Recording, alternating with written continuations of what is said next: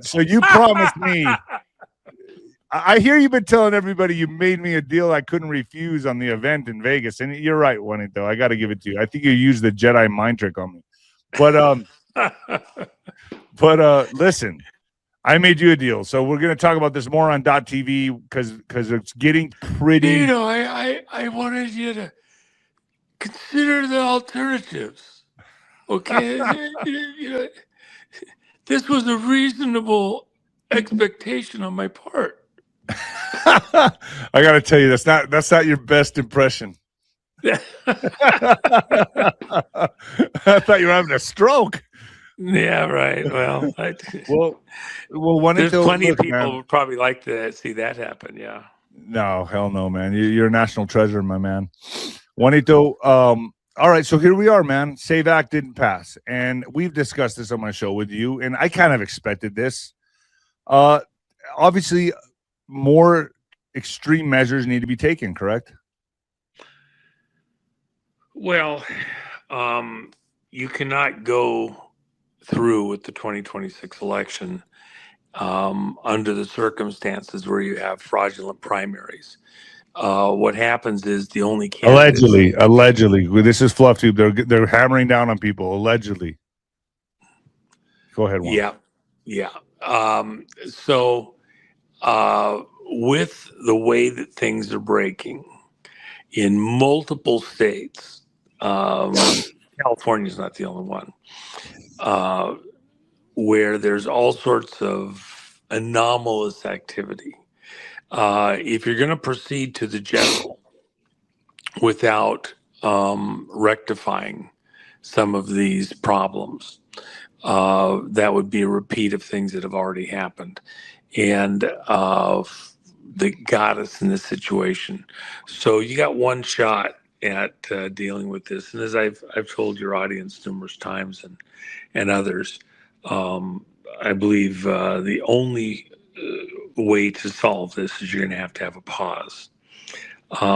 Several years ago, I was on a call with a number of very serious players in the political arena, and was on a conference call, and we've been on it, a bunch of attorneys like that, for several hours.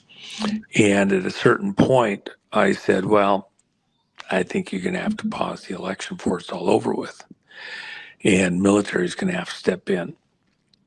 And my friend that was in the room with me, and we're in his law office on this elevated floor and on, and he hits the freaking mute button. He goes, dude,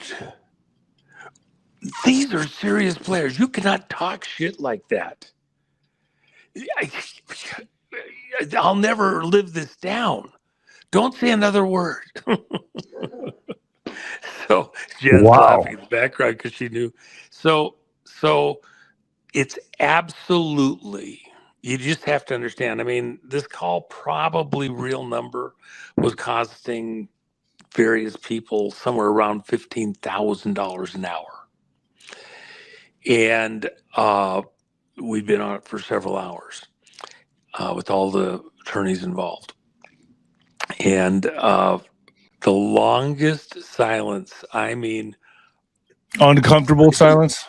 30, 45 seconds. Absolutely dead silent. My friend is just like, he's just rubbing his eyes. He's looking at the ceiling. He's like, so embarrassed. And then the senior attorney, a person that most people here in this room would know the name of instantly, breaks the silence, and he says, it probably will shock everybody else on this call, Juan, but I believe you're exactly correct, and I agree with you, and applaud you for at least bringing out the elephant in the room. Beautiful. And after that, my friend is just like, I cannot believe this. He's agreeing with you seriously on this. And somebody talks to the president pretty regularly. And, they were just shocked. Now, this was years ago, talking about what was coming up. and Coming in or with 2026. statistics. Yeah. So the reason I say that is because it's not as unbelievable as it might sound. It's never happened like this before, but the threat against America is not anything like it's ever been before. And let me point out again something that I've pointed out to audiences before. Trump said at least 2 times now, but probably several, but two that you can go search on the internet, in spite of YouTube and everybody else. And he has said 2 specific times that I'm aware of, and there's probably others. I was 45, 46, although I don't really want to admit that, and 47 now. What an absolutely audacious, over the top, completely insane statement is that to most Americans, let alone in a military environment and other stuff, or given the side eye. What did he just say? How could he make such an audacious statement? But within a very rarefied area of military command, he never relinquished his authority, and that's nuclear and beyond. Now, the reason I say that is because that's how serious the situation is. There's things going on in plain sight that are hard to get your mind around. If you're, somebody mentioned they're bringing their daughter to the event there in Vegas in a couple of days that you're emceeing, and said, the daughter just, she doesn't want to hear any scary stuff. She Oh, doesn't want geez. to be able, she wants to be able to sleep at night.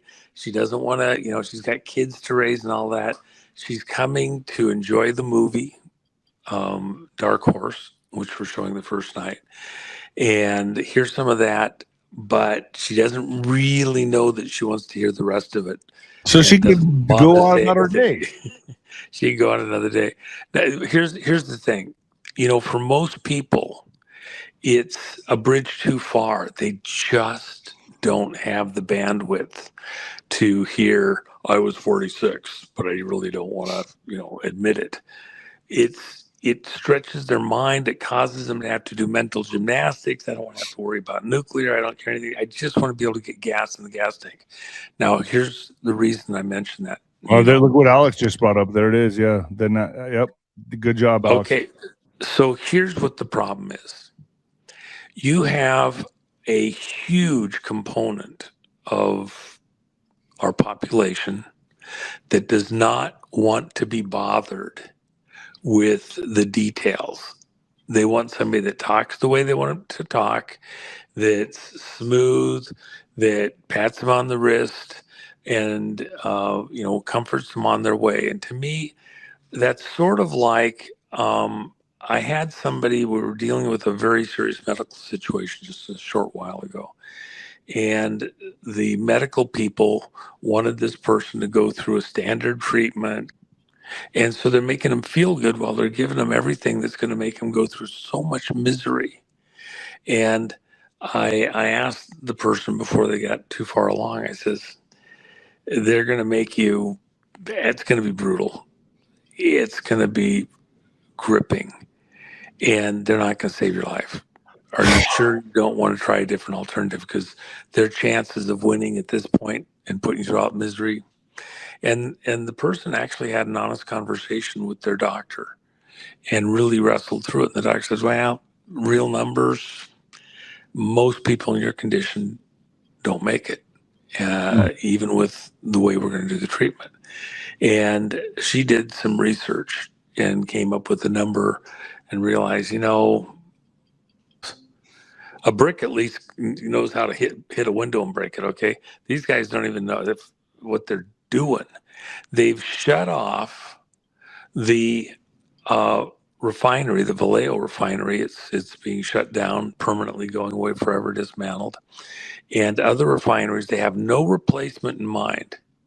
And within the mentality of the politicians involved, oh, people will just drive less. Oh, people will just take our new monorail from our new high-speed train from San Francisco to LA. And, they'll just work it out. They'll get on the internet more. They're going to shut down the ability to travel in California with the way that they're treating the refineries. There's some of us that, it'd be painful, but we just pay the price and whatever. I remember this, by the way, in the late 70s, in the gas crisis in the 70s. And I was with a friend who was very, very wealthy.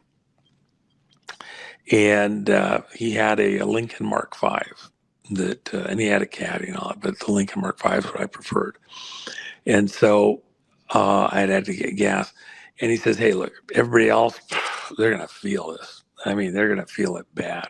Me, I don't really care. It's the cheapest part of owning a car, pay for the gas. Gas could be $10 a gallon. And back then it was like, under $1. Jeez. I remember. Well, let me jump to some more. Let me just add this one thing real quick, and I know you got to go. The reality is, California is about to get an absolute wake-up call internally, but the rest of the country is going to feel it very, very severely. California, if it was a country, not a state, would be the 10th largest country economically on planet Earth. Jesus. Okay. Yeah. And so you're talking about is California ahead of Texas on that? Yes, on the economy, economically.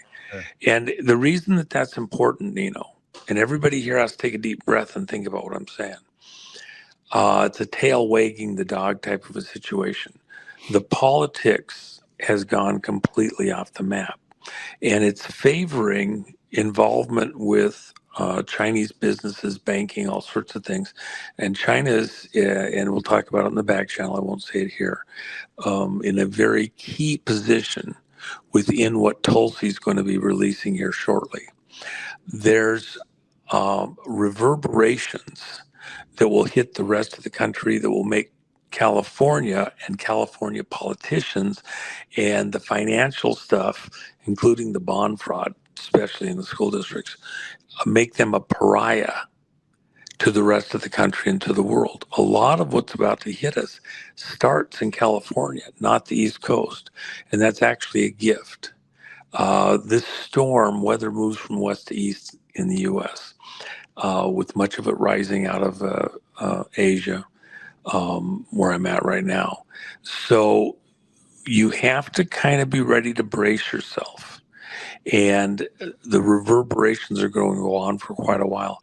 There's a military component where what's about to happen in California has ramifications for even our ability to defend ourselves militarily with what they're doing with the energy supply. And you have to wonder who was in cahoots with who to bring this on. And remember the huge banking crisis in 2008. Where did it actually start? It started with energy pricing when fuel doubled in cost for vehicles, and all of a sudden businesses couldn't run. And California and the politicians in California have just set America up for a huge fuel crisis. They did this in Europe. Germany shut down the nuclear plant that was only a few months old, best state of the art in the world. Everybody promised them they were going to get gas out of Russia, oil out of Russia, everything else. And then it got shut down. Germany is in deep, deep, deep shit over a similar issue. It's all over the world. They're trying to shut you down the energy that hits the financial and cripple America. Let me bring in John Bolton here and get your opinion on this. Former Trump advisor John Bolton agrees to plead guilty to retaining classified information. So John Bolton, who previously served as national security advisor to President Donald Trump, has agreed to plead guilty to retaining classified information after leaving office. Bolton faces a sentence of up to 60 months in jail. That sounds very light to me, Juanito. And a fine of $2.25 million. What are we looking at here, Juanito? Well, on top of everything else, he published what he did. He attacked President Trump directly. And it wasn't a benign thing. He did that in order to attack in a treasonous, traitorous way, the way that President Trump was administering. And he used classified papers to do that. And he also shared them with other people that were not authorized to see it. So a statement is being made here. As far as I'm concerned, he's getting off light. The really, really, really short way you have to remember this, because people have already forgotten. When Iran shot down a drone, it was actually two, not a little tiny baby drone, a drone about the size of a short body 737, and a commercial airplane. Big monster thing. I mean, these things, they do all sorts of. Iran shot it down. They'd actually shot another one down. They faked that the other one that was missing crashed into Mount Shasta. A complete bullshit story. So they could account for it. And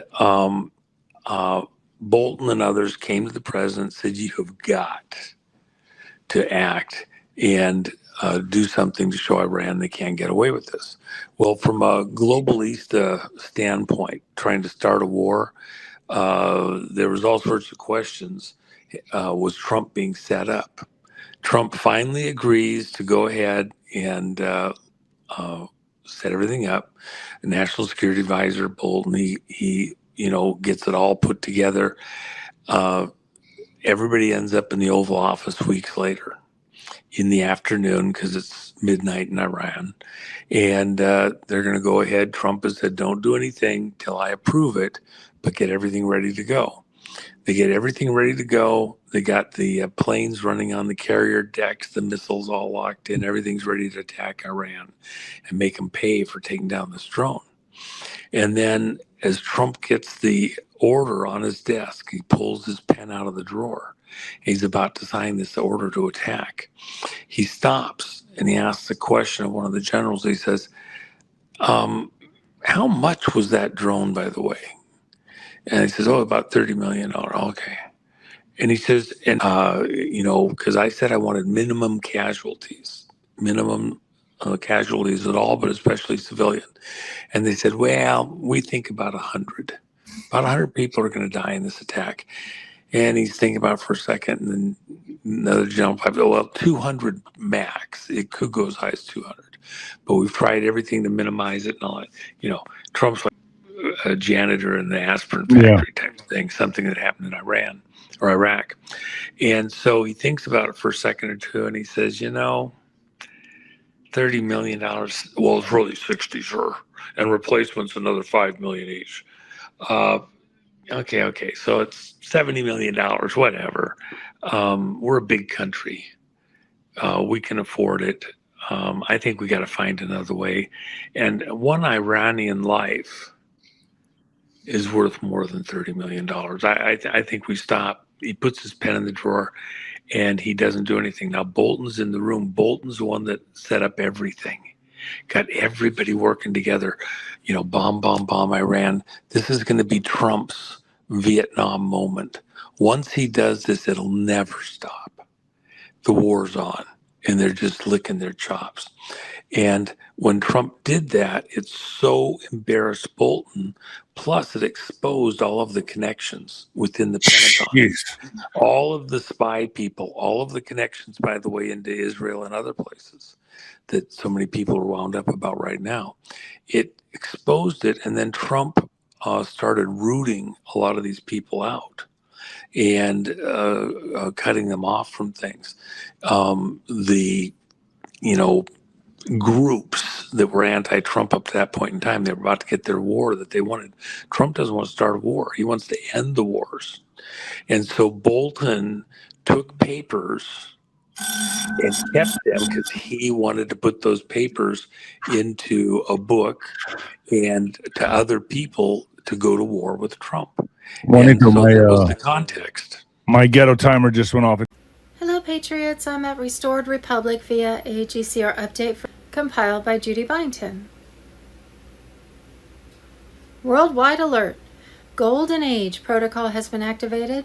System reset to freedom. Stand by for golden global currency reset. Old Satan-worshipping shadow government system of control collapsing. New age of abundance, transparency, and sovereignty rising. Obama, Biden, Clinton, Pelosi, White House pedophile ring uncovered by WikiLeaks.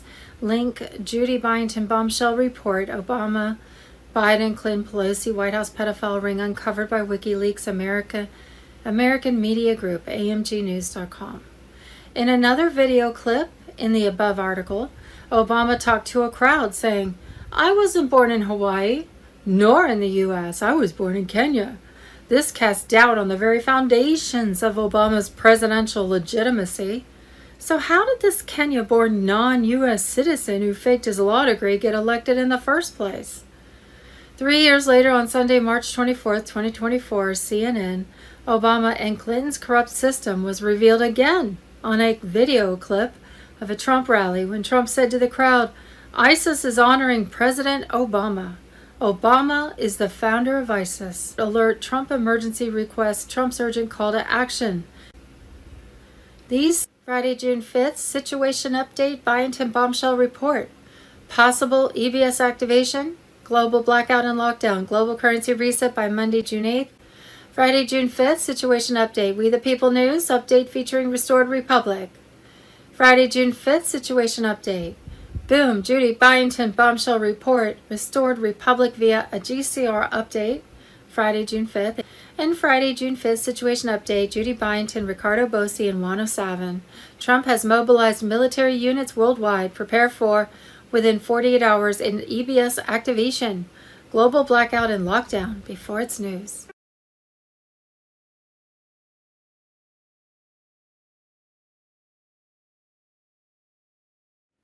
Global currency reset, Friday, June 5th, 2026. Power, lies, and trillions. $65 billion Madoff versus $37 trillion Federal Reserve, the biggest Ponzi scheme in history exposed. June 5th, breaking U.S. debt clock detonation. Trump's treasury dollar versus the debt machine. Every American owed $516,131 in hidden assets. Friday, June 5th, breaking, epic boom. The National Quantum Initiative, XRP, NISAR. Thursday, June 4th, Bruce. New rates of all currency to be revalued will show up on the Forex. Sunday evening, June 7th, 2026. That will be considered the global currency reset. A source said that everything pops on Monday, June 8th, 2026. That could refer to Tier 4B. Us, the Internet Group. Notification to set appointments and disbursement of tariff dividends. $2,000 to $4,000 a month per citizen for a year.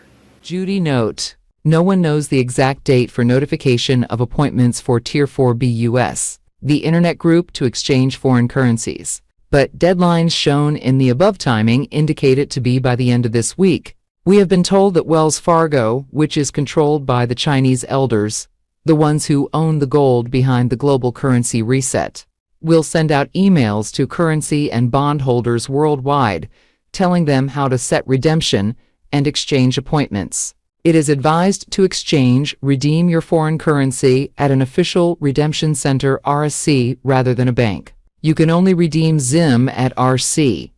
The dinar contract rate can only be given at RC, and banks will offer you lower exchange rates than what you can obtain at RC. You can only set up your new wallet bank account at ARC. It was my understanding that most banks were under control of the cabal and would soon play a different role in the global financial system.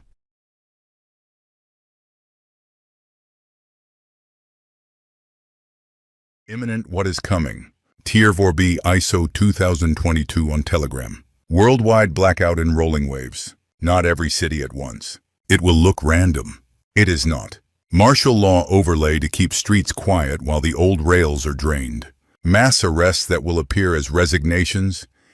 Cancelled pressers. Global currency reset that flips value from paper promises to asset weight. Freedom from cabal debt as legacy ledgers convert to zero or fulfilled. What you will see first. 1.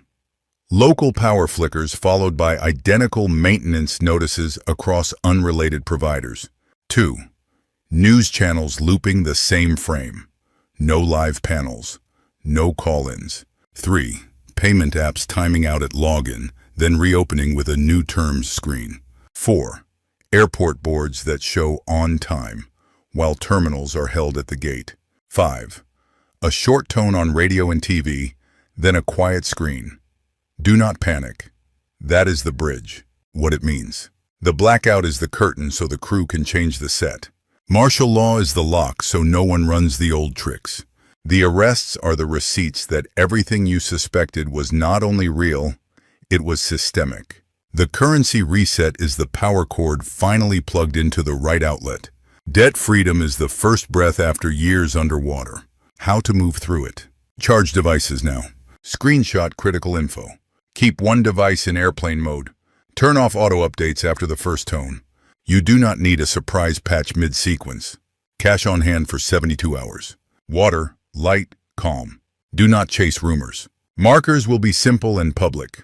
Markers I will post. Market feeds that return data void for more than 6 minutes.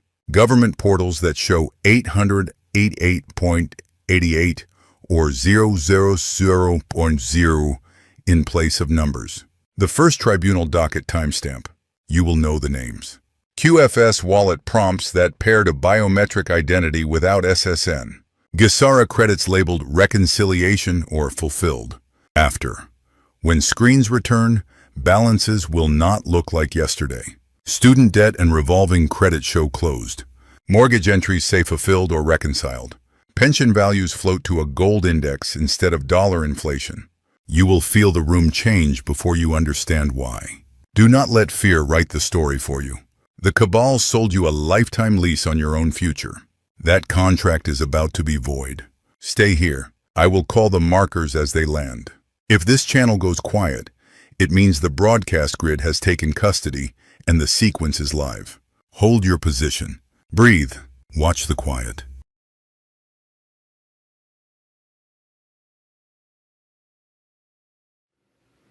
Friday, June 5th, National Alert. The Great Thunderstorm of Transformation is here. For your eyes only, approved. Emergency Broadcast System activated. Tier 4B, ISO 20022. Christian B. Wallace on Telegram. Warning. Thunderstorm of Transformation approaching. EBS blackout imminent. Golden Age imminent. Nasara Jasara activation. JFK Jr. and Princess Diana Jr. stand together against a dramatic sky filled with lightning and golden light, representing the dawn of a new era. The image captures what many in the awakening community have long anticipated, the return of beloved figures long thought lost, signaling the final phase of humanity's Great Reset. Key elements in the historic visual: JFK Jr., the son of President John F. Kennedy, who many believe survived the 1999 plane crash and has been working behind the scenes for justice and restoration. Princess Diana Jr., the people's princess, her presence here symbolizes compassion, truth, and the fight against elite control. The storm, symbolic of the great thunderstorm, a massive energetic and systematic shift, clearing out corruption, golden light and lightning representing divine intervention, enlightenment, and the activation of a new financial and societal system free from debt slavery. The message is clear. International alert, JFK Jr., Princess Diana, Golden Age protocol activated. The great thunderstorm is coming. System reset to freedom. Stand by for the golden reset. The old system of control is collapsing. New age of abundance, transparency, and sovereignty is rising. Prosperity for all and the dismantling of the corrupt financial matrix. The emergency broadcast system is expected to deliver unfiltered truth directly to the people during the blackout period. What to do now? Stay calm and centered. Prepare for temporary communication disruptions. Focus on love, unity, and inner strength. Guru Information and Intel. Friday, June 5th, the greatest misdirection in military history. John F. Kennedy Jr. on Telegram. You were watching the Middle East. You were watching the 8 p.m. deadline. Exactly as planned. While the world looked at the Strait of Hormuz, the domestic purge accelerated. Look at the ICE arrest data from the last 48 hours.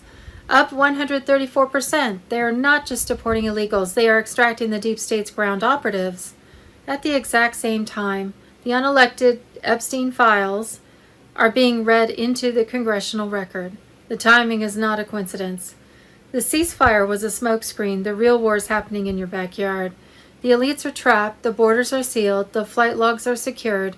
They cannot walk down the street.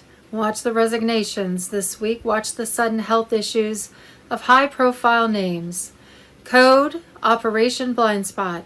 Tier 4B active. The Great Purge. The storm didn't pass. It just changed direction. Friday, June 5th. Eyes on Gitmo. Wartime analysis breaking.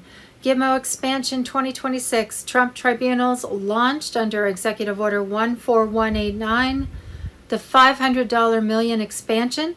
The 47 flights. 107 on Telegram.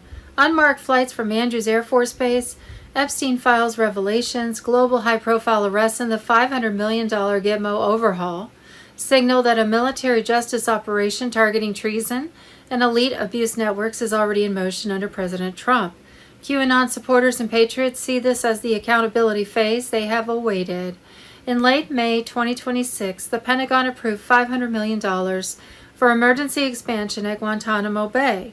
Plans call for 89 new holding cells, 3 new courtrooms, a full medical wing, and a long-absent communications blackout facility. This replaces prior efforts to shrink the site and prepares for high-level domestic cases involving betrayal, trafficking, and sedition rather than standard threats. On May 15, 2026, President Trump signed Executive Order 14189, reactivating military tribunal authority for civilian national security matters. Those charged with treason, trafficking, or espionage now face military courts offering no jury trials, no plea deals, and no prolonged appeals. Reports confirm these swift proceedings have already begun. Since May 20th, 2026, 47 unmarked flights from Andrews Air Force Base have transported over 200 passengers to Gitmo, with classified manifests and peaks like 14 on May 20th, 22nd on May 27th and 31st on June 3rd, plus early morning flights on June 4th. The scale points to coordinated processing of serious offenders. Epstein files named hundreds in mid-May. Charges hit the Norway Prime Minister. Goldman Sachs faced resignations. Prince Andrew was arrested during flight surges. El Medea was removed and Lord Mandelson detained. Trump stated justice is coming as the Gitmo operation intensifies. The system holds 327,000 sealed indictments versus a typical 1,000 annually. This volume matches the expanding tribunal capacity at Gitmo. The facilities target traitors and abuse network operators, not foreign terrorists. The tribunals are active now under operational security as the storm advances. Supporters note sudden silences, canceled appearances, and quiet resignations as signs the net is closing. All eyes stay on Gitmo, where the shift from dark to light accelerates through precision strikes on corrupt structures. Justice for traitors has begun, and the plan moves forward without pause. Friday, June 5th, huge update. The storm is here. The emergency broadcast system on Telegram. There's now military law under Jassara.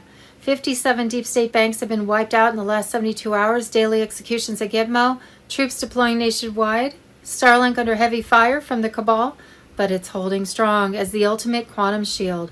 Trump is commanding a global military alliance across 200 plus countries. This isn't politics, this is war. On land, sea, air, cyber, and space. The quantum financial system is live. Fiat is dying. Trillions in stolen wealth are being seized and returned to the people. Debt forgiveness, wealth redistribution, the end of the cabal's control. Starlink isn't just internet, it's the battlefield grid. Quantum accurate targeting, defense shields, and counterstrikes that have already neutralized rogue missiles, drones, and frequency attacks from Ukraine to Antarctica. Gitmo is a fortress of justice now.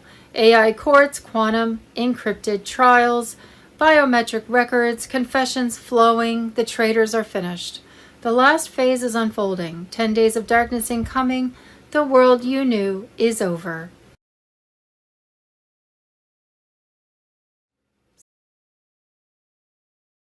What we think we know as of Saturday, June 6, 2026. Friday, June 5th. Before he was suicided, John McAfee exposed the largest drug and human traffickers in all of Central America, angry at Belizean officials for raiding his property on bogus charges. McAfee donated laptops preloaded with spyware to many secretaries within the government. Within a week, the entire government computer system was under my control. I was looking for information that they had set me up for that raid. I didn't find that. I did find out that the Minister of National Defense was the largest drug trafficker in all of Central America, and the Minister of Immigration was the largest human trafficker. Nassar Jassar on Telegram. Friday, June 5th, Texas. This is huge. 10 ICE rioters have been found guilty for a July 2025 attack on ICE officers and facilities in Texas that resulted in a police officer being shot and damage to ICE facilities or vehicles. Sentencing will take place on June 18th, with sentencing ranging from 10 years to life. Friday, June 5th, chemtrail pilot whistleblower. 80% of geoengineering pilots have no family or children. They choose pilots with nothing to lose because they have everything to hide. Indigo pilots are handpicked from the top ranks of the Air Force, Navy, and Coast Guard, specifically targeted because they have no one to care about. Most are hardened to humanity and called tanker terminators, machines in the sky paid more than any other pilots, except Air Force One, and kept in a dark secret world for their own protection. This is not weather modification. This is deliberate poisoning of our skies, our soil, our children.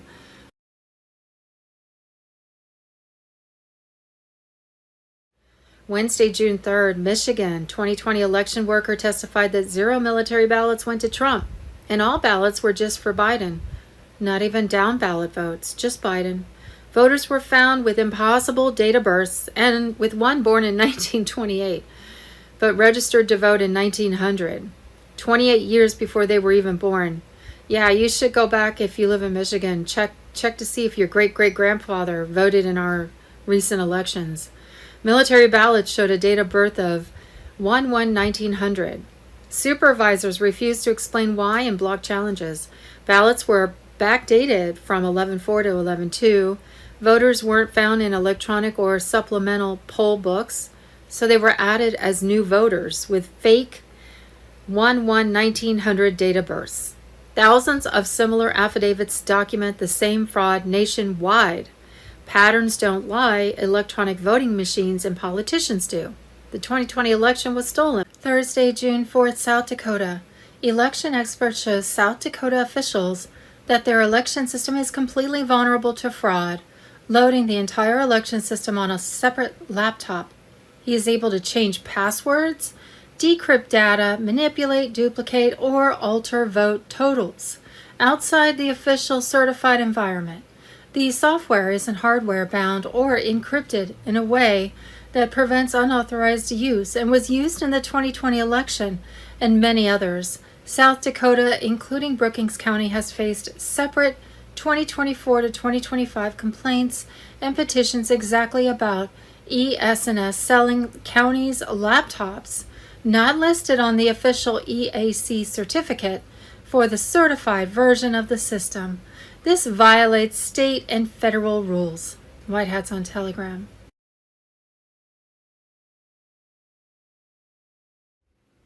Friday, June 5th, California. This is how Democrats stay in power in California. Martial law on Telegram. U.S. Attorney Bill Asalee was kicked off the Elections Committee by Democrats for fighting for voter ID. He exposed how the state's website allows anyone to receive mail-in ballots without a driver's license or social security. You simply check the box, "I don't have one," and are sent a ballot. The Democrats in our legislature in Sacramento kicked me off my Elections Committee for fighting for you, the voters, and speaking up on voter ID. I'm on the website for the state of California to register to vote on the section where you put in your driver's license.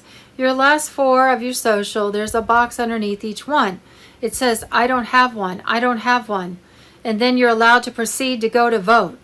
What is the agenda here? Why do we let people register to vote and we don't verify their immigration status? We need to instill confidence in our elections. Here's how Democrats rig elections with those mail-in ballots. California moved aggressively toward universal mail-in ballots. Key steps included 2016 to 2018 laws like the Voters' Choice Act, expanded vote-by-mail options, 2020 plus permanent universal mail-in ballots. Every registered voter gets a ballot mailed automatically. Ballot harvesting third parties. Collecting and delivering ballots was also legalized and expanded. The finishing blow, in 2024, SB 1174 was signed. It locked in the statewide no ID standard. And that right there is how you permanently rig elections forever. No one can ever beat this voter fraud. We need a federal audit of California elections. The punishment for election fraud should be equivalent to the punishment for treason, because that's exactly what it is. And just a side note, in the Q posts, there's a few posts where they directly mention California voter fraud.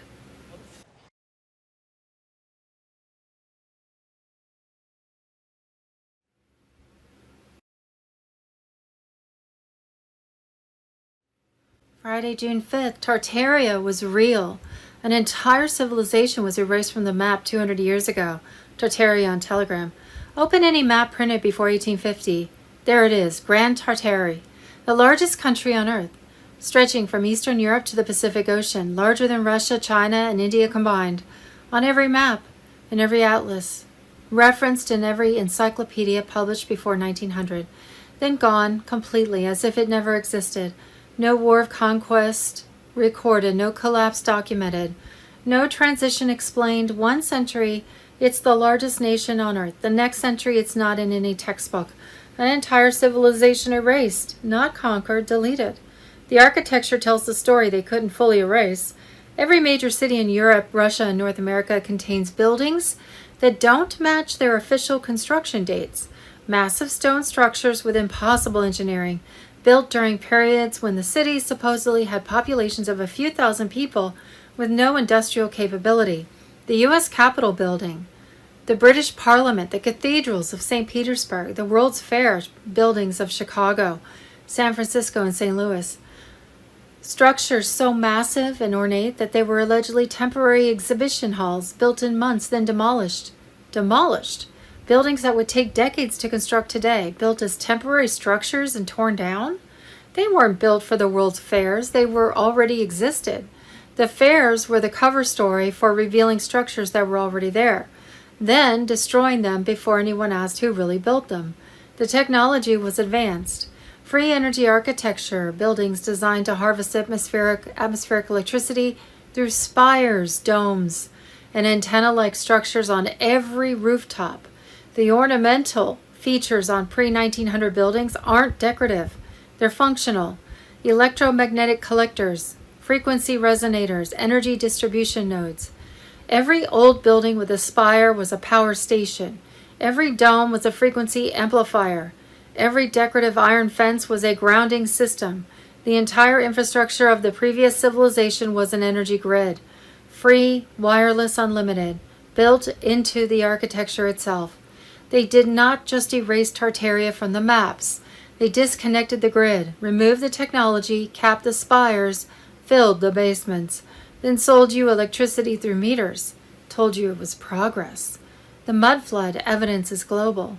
In every major city, the ground floors of old buildings are partially buried, doors that lead to walls of earth, windows half submerged below street level, entire first floors that are now basements. Cities worldwide show evidence of being buried under 4 to 15 feet of material simultaneously.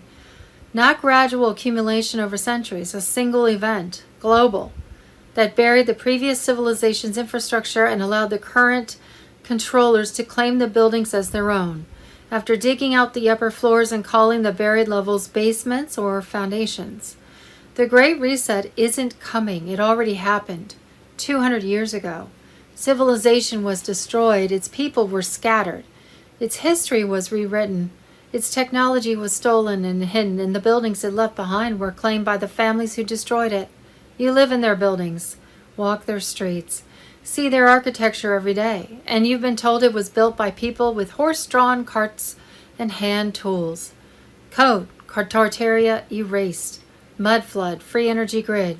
Reset, 1800s. The largest country in history disappeared from every map in one generation. No explanation, no war, just gone. The buildings remain, the truth is resurfacing. Look at any building over 150 years old. Look at the buried first floor. Look at the spires. You're living in the ruins of a civilization.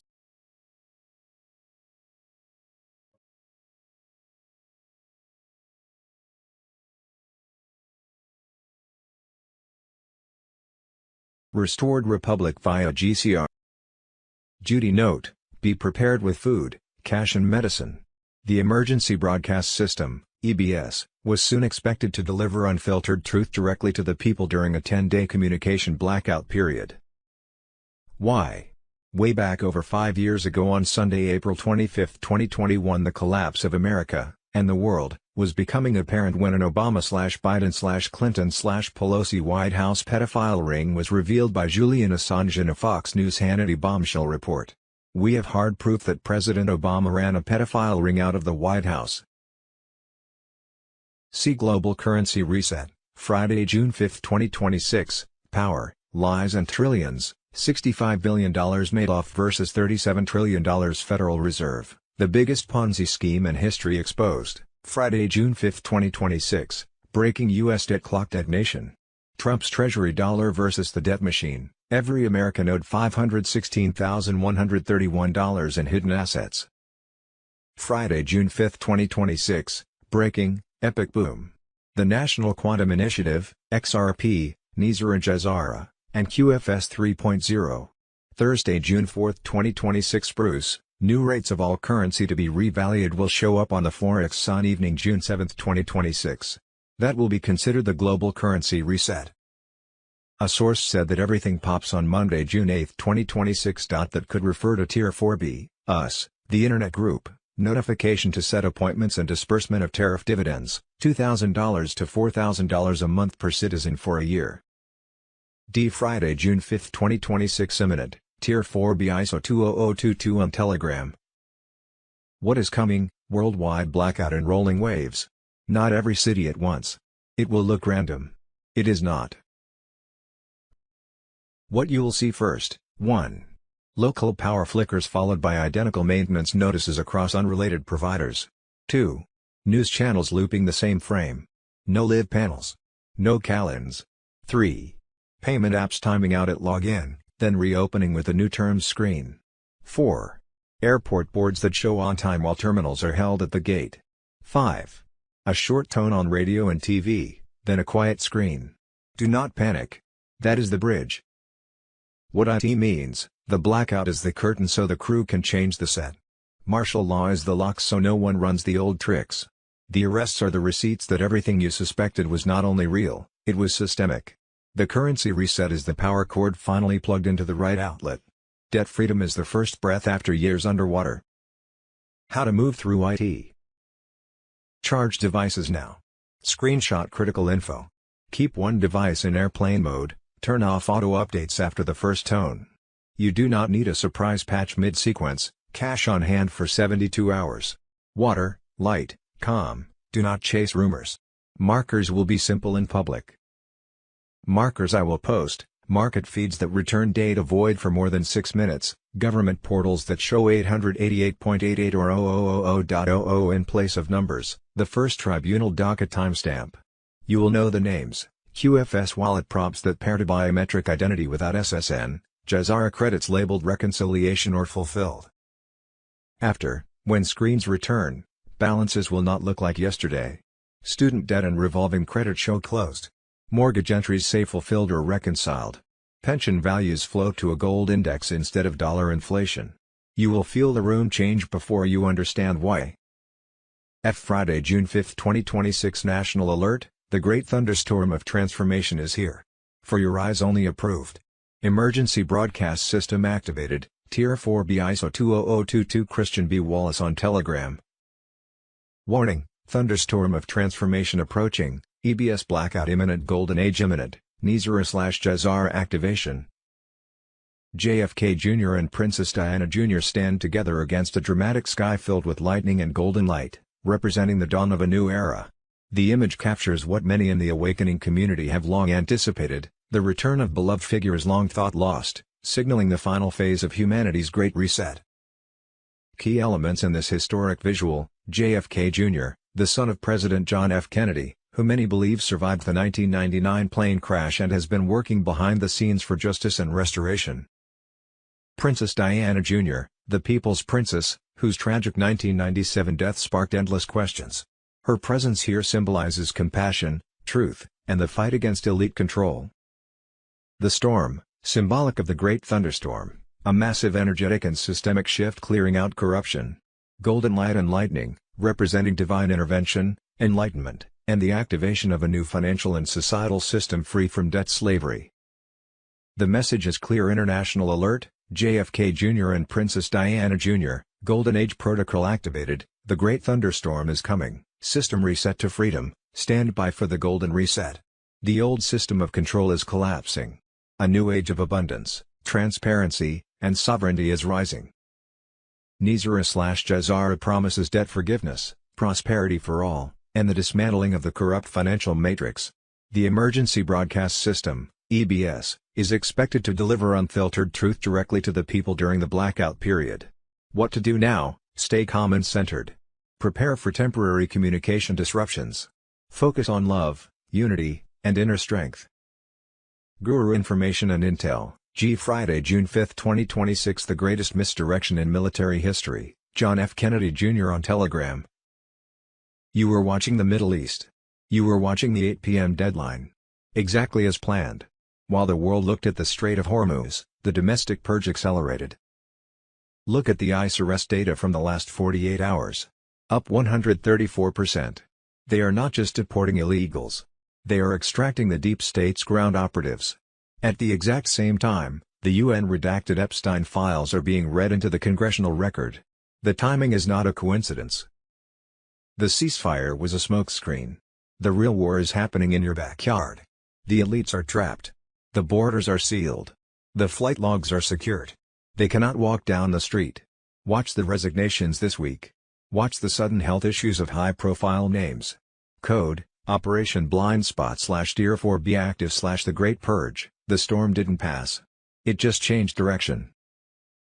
Friday, June 5, 2026 Eyes on Gitmo Wartime Analysis. Breaking, Gitmo Expansion 2026. Trump tribunals launched under Executive Order 14,189, the $500 million expansion, the 47 flights, Wano 7 on Telegram. Unmarked flights from Andrews Air Force Base, Epstein Files revelations, global high-profile arrests and the $500 million Gitmo overhaul signal that a military justice operation targeting treason and elite abuse networks is already in motion under President Trump. QAnon supporters and patriots see this as the accountability phase they have awaited. In late May 2026, the Pentagon approved $500 million for emergency expansion at Guantanamo Bay. Plans call for 89 new holding cells, 3 new courtrooms, a full medical wing and a long-absent communications blackout facility. This replaces prior efforts to shrink the site and prepares for high-level domestic cases involving betrayal, trafficking and sedition rather than standard threats. On May 15, 2026, President Trump signed Executive Order 14,189 reactivating military tribunal authority for civilian national security matters. Those charged with treason, trafficking or espionage now face military courts offering no jury trials, no plea deals and no prolonged appeals. Reports confirm these swift proceedings have already begun. Since May 20, 2026, 47 unmarked flights from Andrews Air Force Base have transported over 200 passengers to Gitmo with classified manifests and peaks like 14 on May 20th, 22nd on May 27th, 31st on June 3rd plus early morning flights on June 4th. The scale points to coordinated processing of serious offenders. Epstein Files named hundreds in mid-May. Charges hit the Norway Prime Minister. Goldman Sachs faced resignations. Prince Andrew was arrested during flight surges. Elmedia was removed and Lord Mandelson detained. Trump stated justice is coming as the Gitmo operation intensifies. The system holds 327,000 sealed indictments versus a typical 1,000 annually. This volume matches the expanding tribunal capacity at Gitmo. The facilities target traders and abuse network operators, not foreign terrorists. The tribunals are active now under operational security as the storm advances. Supporters note sudden silences, cancelled appearances and quiet resignations as signs the net is closing. All eyes stay on Gitmo, where the shift from dark to light accelerates through precision strikes on corrupt structures. Justice for traders has begun and the plan moves forward without pause. Friday, June 5, 2026 Huge update. The storm is here. Emergency broadcast system on Telegram. There is now military law under Jezara. 57 deep state banks have been wiped out in the last 72 hours. Daily executions at Gitmo. Troops deploying nationwide. Starlink under heavy fire from the cabal, but it's holding strong as the ultimate quantum shield. Trump is commanding a global military alliance across 200+ countries. This isn't politics. This is war, on land, sea, air, cyber, and space. The quantum financial system is live. Trillions in stolen wealth are being seized and returned to the people. Debt forgiveness. Wealth redistribution. The end of the cabal's control. Starlink isn't just internet, it's the battlefield grid. Quantum-accurate targeting, defense shields, and counterstrikes that have already neutralized rogue missiles, drones, and frequency attacks from Ukraine to Antarctica. Gitmo is a fortress of justice now. AI courts. Quantum encrypted trials. Biometric records. Confessions flowing. The traitors are finished. The last phase is unfolding. 10 days of darkness incoming. The world you knew is over. The mainstream media is silent, because they're complicit. Executives, producers, anchors, many are on that user list. They mocked the truth as conspiracy while children screamed into cameras, tortured for clicks and control. And now the game has changed. Trump's return equals hell for the cabal. Just 75 days after Trump's reinstatement, this takedown proves he reignited COG protocols from his first term. This wasn't Europol's win, it was a joint allied military strike led by U.S. Cyber Command, Space Force, and European/Russian patriots. The tribunals are ready. Gitmo isn't just open, it's expanding. Kidflix is only the first. 6 more hubs exist. Their names, servers, and dark tunnels are already known. They won't escape. What we think we know. As of Saturday, June 6, 2026, Friday, June 5, 2026. Before he was suicided, John McAfee exposed the largest drug and human traffickers in all of Central America.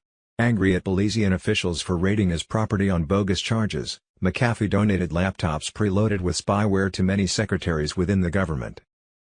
Within a week, the entire government computer system was under my control. I was looking for information that they had set me up for that raid. I didn't find that. I did find out that the Minister of National Defense was the largest drug trafficker in all of Central America, and the Minister of Immigration was the largest human trafficker, Nizar Jazar on Telegram. Friday, June 5, 2026 Texas. This is huge. 10 ICE riders have been found guilty for a July 2025 attack on ICE officers and facilities in Texas that resulted in a police officer being shot and damage to ICE vehicles. Sentencing will take place on June 18 with sentencing ranging from 10 years to life. Alert! General Michael Flynn, America is in the third ARC of history. This is an existential battle for our republic. General Mike Flynn detonates the truth. America faces its third arc of history, as consequential as the Revolution and Civil War. The fight is here, at home, against infiltration, globalists, and the deep state. With Trump, with we the people, the Republic will stand. Friday, June 5, 2026, boom. Megyn Kelly drops brutal truth bomb, detonates Mamdani, the socialist fraud exposed, classified broadcast for patriots. Friday, June 5, 2026, just in, trial international busts deep state, global crimes against humanity brought to light, crimes against humanity under international law. Voter fraud, Friday, June 5, 2026, Michigan 2020 election worker testified that 0 military ballots went to Trump, and all ballots were just for Biden, not even down ballot votes. Just Biden. Voters were found with impossible DOBs, with one born in 1928 but registered to vote in 1900, 28 years before they were even born. Military ballots showed a DOB of January 1, 1900. Supervisors refused to explain why and blocked challenges. Ballots were backdated from 11/4 to 11/2. Voters weren't found in electronic or supplemental poll books, so they were added as new voters, with fake January 1, 1900 DOBs. Thousands of similar affidavits document the same fraud nationwide. Patrons don't lie, electronic voting machines and politicians do. The 2020 election was stolen, the chiffon telegram. And Friday, June 5, 2026, South Dakota, election expert shows South Dakota officials that their election system is completely vulnerable to fraud. Loading the entire election system on a separate laptop, he is able to change passwords, decrypt data, manipulate, duplicate, or alter vote totals, outside the official, certified environment. The software isn't hardware-bound or encrypted in a way that prevents unauthorized use and was used in the 2020 election and many others. South Dakota, including Brookings County, has faced separate 2024 to 2025 complaints and petitions exactly about S&S, selling counties laptops not listed on the official EAC certificate for the certified version of the system. This violates state and federal rules. Friday, June 5, 2026, California, this is how Democrats stay in power in California. Martial law on Telegram. U.S. Attorney Bill Saley was kicked off the Elections Committee by Democrats for fighting for voter ID. He exposed how the state's website allows anyone to receive mail-in ballots without a driver's license or social security. You simply check the box, "I don't have one," and are sent a ballot. The Democrats in our legislature in Sacramento kicked me off my Elections Committee for fighting for you, the voters, and speaking up on voter ID. I'm on the website for the state of California to register to vote. On the section where you put in your driver's license, your last four of your social, there's a box underneath each one. It says, "I don't have one. I don't have one." And then you are allowed to proceed to go to vote. What is the agenda here? Why do we let people register to vote and we don't verify their immigration status? We need to instill confidence in our elections. Here's how Democrats rig elections with those mail-in ballots. California moved aggressively toward universal mail-in ballots. Key steps included, 2016 to 2018, laws like the Voters' Choice Act expanded vote-by-mail options. 2020 plus permanent universal mail-in ballots, every registered voter gets a ballot mailed automatically. Ballot harvesting, third parties collecting and delivering ballots was also legalized and expanded. The finishing blow, in 2024 SB 1174 was signed. It locked in the statewide no ID standard, and that right there is how you permanently rig elections forever. No one can ever beat this voter fraud. We need a federal audit of California elections. The punishment for election fraud should be equivalent to the punishment for treason, because that's exactly what it is. Friday, June 5, 2026. If you want to find the secrets of the universe, think in terms of energy, frequency and vibration. Tier 4B ISO 20022 on Telegram. He didn't just say it.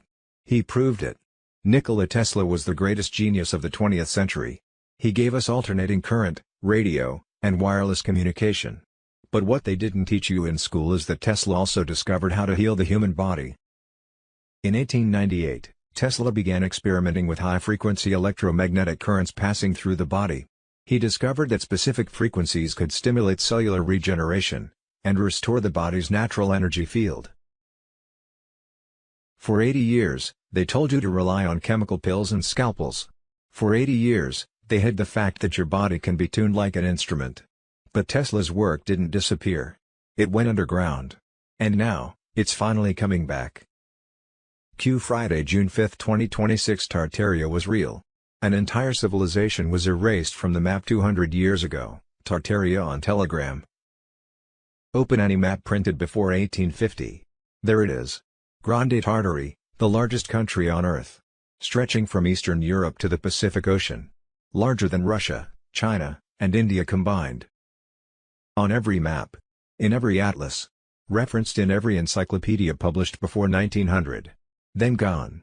Completely. As if it never existed. No war of conquest recorded. No collapse documented. No transition explained. One century it's the largest nation on Earth, the next century, it's not in any textbook. An entire civilization. Erased. Not conquered, deleted.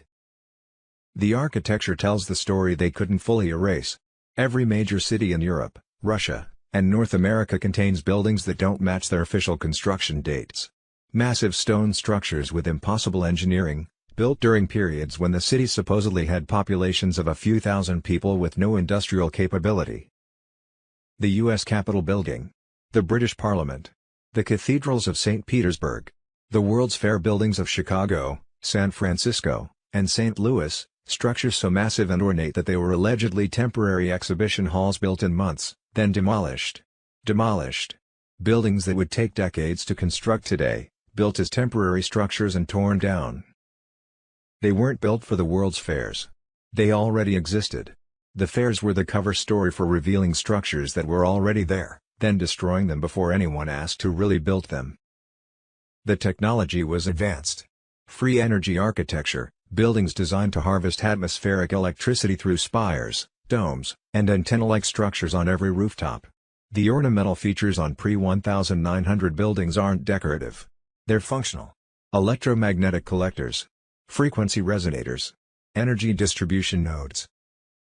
Every old building with a spire was a power station. Every dome was a frequency amplifier. Every decorative iron fence was a grounding system. The entire infrastructure of the previous civilization was an energy grid, free, wireless, unlimited, built into the architecture itself. They didn't just erase Tartaria from the maps. They disconnected the grid, removed the technology, capped the spires, filled the basements. Then sold you electricity through meters and told you it was progress. The mud flood evidence is global. In every major city, the ground floors of old buildings are partially buried. Doors that lead to walls of earth. Windows half submerged below street level. Entire first floors that are now basements. Cities worldwide show evidence of being buried under 4 to 15 feet of material, simultaneously. Not gradual accumulation over centuries. A single event. Global. That buried the previous civilization's infrastructure and allowed the current controllers to claim the buildings as their own, after digging out the upper floors and calling the buried levels basements or foundations. The Great Reset isn't coming. It already happened. 200 years ago. A civilization was destroyed. Its people were scattered. Its history was rewritten. Its technology was stolen and hidden. And the buildings it left behind were claimed by the families who destroyed it. You live in their buildings. Walk their streets. See their architecture every day. And you've been told it was built by people with horse-drawn carts and hand tools. Code, Tartaria erased /mud flood /free energy grid /reset 1800s. Hello Patriots, I'm at Restored Republic via a GCR updates compiled by Judy Byington. Prepare for within 48 hours an EBS activation, global blackout and lockdown. Normal communication will cease for 10 days. Banks will be closed. Trump has mobilized military units worldwide for the greatest military sting operation ever to destroy the Satan-worshipping. Judy note. Prepare for possible EBS activation, blackout, lockdown, and bank closures, with food cash on hand for a possible 10 days of communication darkness while Trump's global military alliance makes worldwide mass arrests of Satan-worshipping pedophiles. White hats are in charge. Trust the plan. Sources at Gitmo have reported that Bush Jr. was executed for 9/11 after implicating his father, the Clintons, Obama, and Biden in a web of treason. European royalty, including the UK, and Catholic Church, all the way to the Pope. But now, Obama, the Clintons, and Biden have already undergone military tribunals at Gitmo. Obama is said to be flipping, facing execution. He's now giving up the names: Benghazi, Uranium One, child trafficking, and the deep state hierarchy. Hillary Clinton faces identical charges. Both Clintons are believed to have laundered billions through the Clinton Foundation. And there's a link to get that book. For close to 40 years, I've followed satanic coven activities. Here in my home state of Utah, I've collected and turned in perpetrators' name of missing children seen killed in satanic rites and evidence of rapes and murders of children. And during those 40 or so years have been turned down many times on requests for investigations of perpetrators by legal authorities, including local police departments, county sheriffs, the FBI, and the Utah Attorney General's office. Why? It is my personal opinion that satanic followers are embedded in those police, county sheriff, Utah AG office, CIA, and FBI departments, all the way up to the federal levels. Trump and his teams were doing fantastic jobs of catching, arresting, and getting rid of national and international satanic perpetrators. But those on the local level were still doing their thing without consequences. It's going to take a big wake-up call for the nation and world in order to save the children.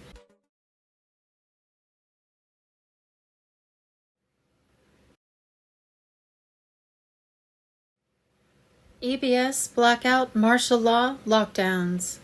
Thursday, June 4th, the storm is upon us. Within the next 48 hours, the 7 trumpets will sound on every phone, tablet, and communication device on Earth. Temporary martial law is now live. White Hat's in full control. 10 days of communication darkness incoming and internet down and banks offline. But fear not, the military Starlink apps has already been deployed for secure emergency contact. Over 50,000 deep state traders already loaded onto convoys headed to Gizmo's now new expansion wings. Controlled blackouts across the globe, timed, targeted, deliberate. Layers of martial law will protect while the old system is silently dismantled. Mass arrests that don't look like mass arrests, sudden resignations, hidden issues, flight cancellations, disappearing press events.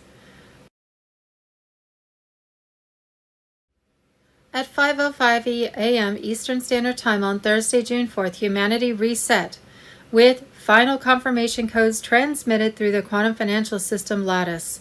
Tier 4B, ISO 20022 on Telegram. A secure trinity of nodes at Mount Cheyenne, St. Petersburg, and Uluru reported zero interference. The system was sealed, the future locked. The banks you once feared gone, the chains of credit slavery snapped. In their place was a living system, encrypted by light, responding only to heart frequency and truth. Declassified Gizmo documents confirm that the U.S. has been operating under emergency military governance since 2021. Trump never left. He entered a higher command. Now with the final keys turned, the real republic is returning. Every major capital is on alert that London, Vatican, and Brussels have been stripped of diplomatic shields. Special forces were moving in under EBS cover with targets acquired. Names you know and faces you trusted. It's over. But for you, it's just the beginning. The age of deception has collapsed. The age of sovereignty has risen. Welcome to the other side of the storm. Imminent what is coming. Tier 4B ISO 2022 on Telegram. Worldwide blackout in rolling waves. Not every city at once. It will look random. It is not. Martial law overlay to keep streets quiet while the old rails are drained. Flight delays. Cancelled pressers. Global currency reset that flips value from paper promises to asset weight. Freedom from cabal debt as legacy ledgers convert to zero or fulfilled. What you will see first. 1. Local power flickers followed by identical maintenance notices across unrelated providers. 2. News channels looping the same frame. No live panels. No call-ins. 3. Payment apps timing out at login, then reopening with a new terms screen. 4. Airport boards that show on time, while terminals are held at the gate. 5. A short tone on radio and TV, then a quiet screen. Do not panic. That is the bridge. What it means. The blackout is the curtain so the crew can change the set. Martial law is the lock so no one runs the old tricks. The arrests are the receipts that everything you suspected was not only real, it was systemic. The currency reset is the power cord finally plugged into the right outlet. Debt freedom is the first breath after years underwater. How to move through it. Charge devices now. Screenshot critical info. Keep one device in airplane mode. Turn off auto updates after the first tone. You do not need a surprise patch mid-sequence. Cash on hand for 72 hours. Water, light, calm. Do not chase rumors. Markers will be simple and public. Markers I will post. Market feeds that return data void for more than 6 minutes. Government portals that show 88.88 or 000.0 in place of numbers. The first tribunal docket timestamp. You will know the names. QFS wallet prompts that pair to biometric identity without SSN. GESARA credits labeled reconciliation or fulfilled. After.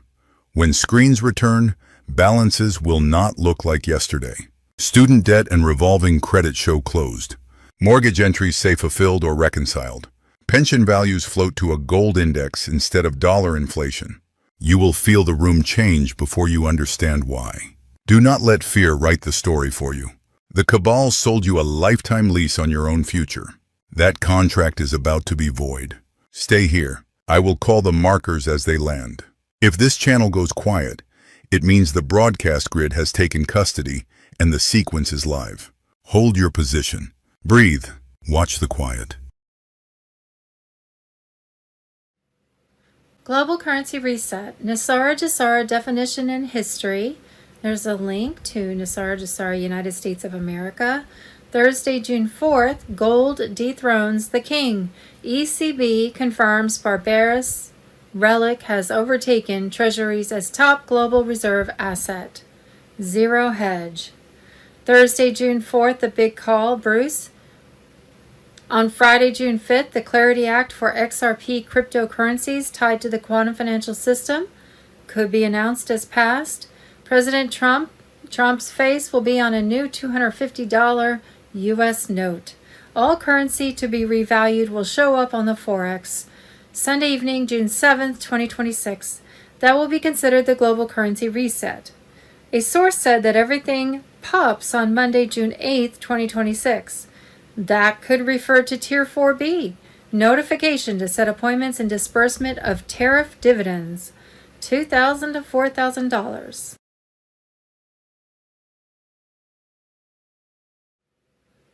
Thursday, June 4th, bank shutdowns mask the final transfer. Tier 4B ISO 20022 on Telegram. High security operations were moving at full speed. Unmarked convoys were leaving federal complexes at night carrying sealed containers and classified files to underground military facilities.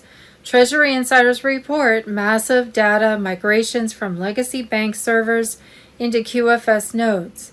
Accounts being reconciled and hidden assets tagged for public release under Nisara Jisara. IRS central databases offline. Teams inside buildings cataloging evidence of tax, fraud, black budgets, and secret slush funds. Every dollar will be tracked and exposed. In several states, federal courtrooms were dark but not empty. Night sessions held under military oversight. Sealed indictments being unsealed and resealed ahead of mass disclosure. QFS test payments already hitting foreign partner banks under shutdown cover. The shutdown has begun, but was only the curtain. Behind it, the old system is being gutted, and the new one is already humming. What the world will see next will break the illusion forever.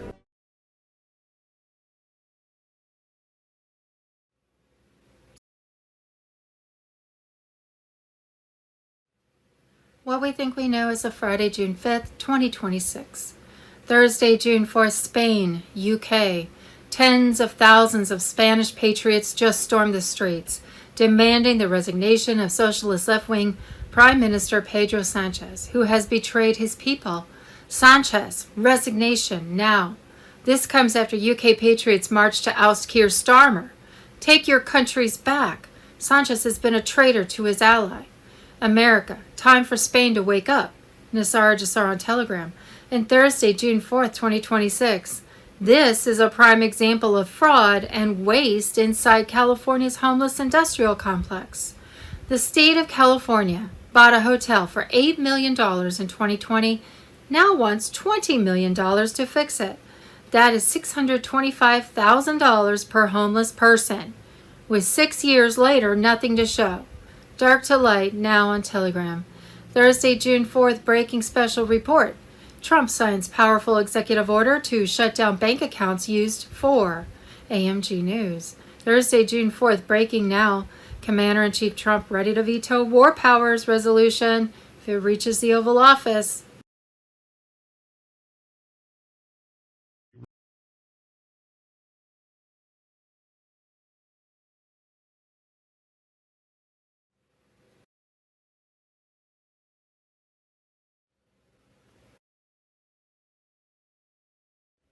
Voter fraud.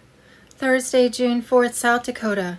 Election experts show South Dakota officials that their election system is completely vulnerable to fraud, loading the entire election system on a separate laptop. He is able to change passwords, decrypt data, manipulate, duplicate, or alter vote totals outside the official certified environment. The software isn't hardware bound or encrypted in a way that prevents unauthorized use and was used in the 2020 election and many others. South Dakota, including Brookings County, has faced separate 2024 to 2025 complaints and petitions exactly about ES&S selling counties laptops not listed on the official EAC certificate for the certified version of the system. This violates state and federal rules.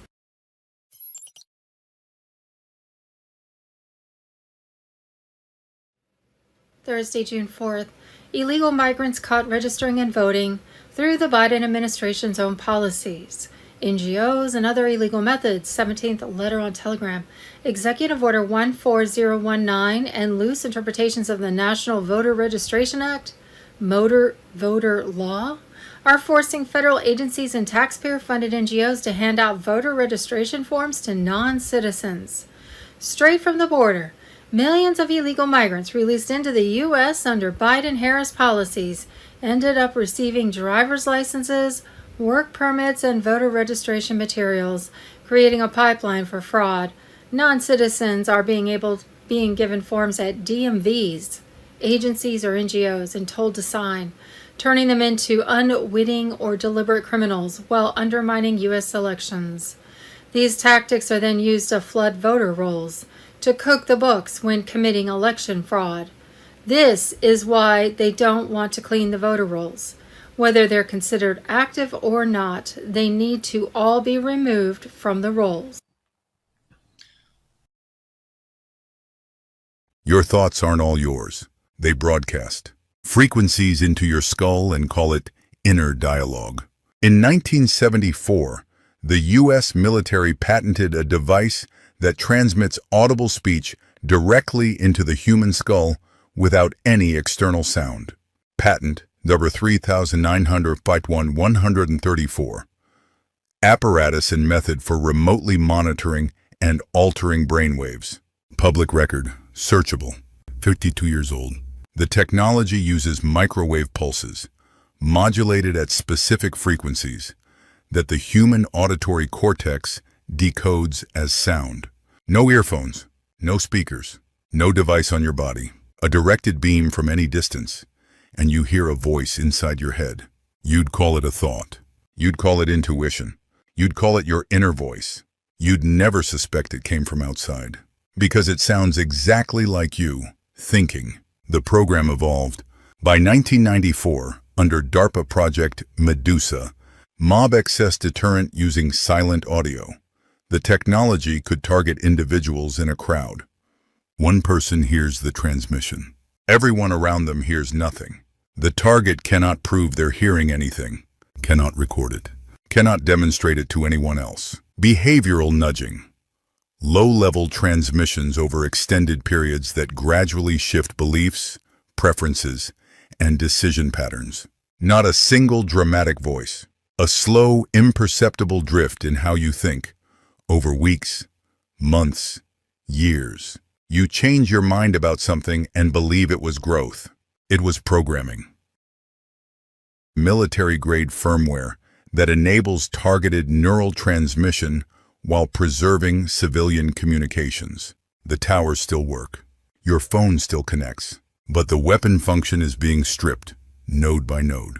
Your next random thought might actually be random. For the first time in decades, not every voice in your head is yours. Not every thought you think originated in your brain. The broadcast is ending. The silence that follows will feel like freedom. They patented putting voices in your head in 1974. Public record. And they called the victims crazy. Share this. Mr. Kidpool 17.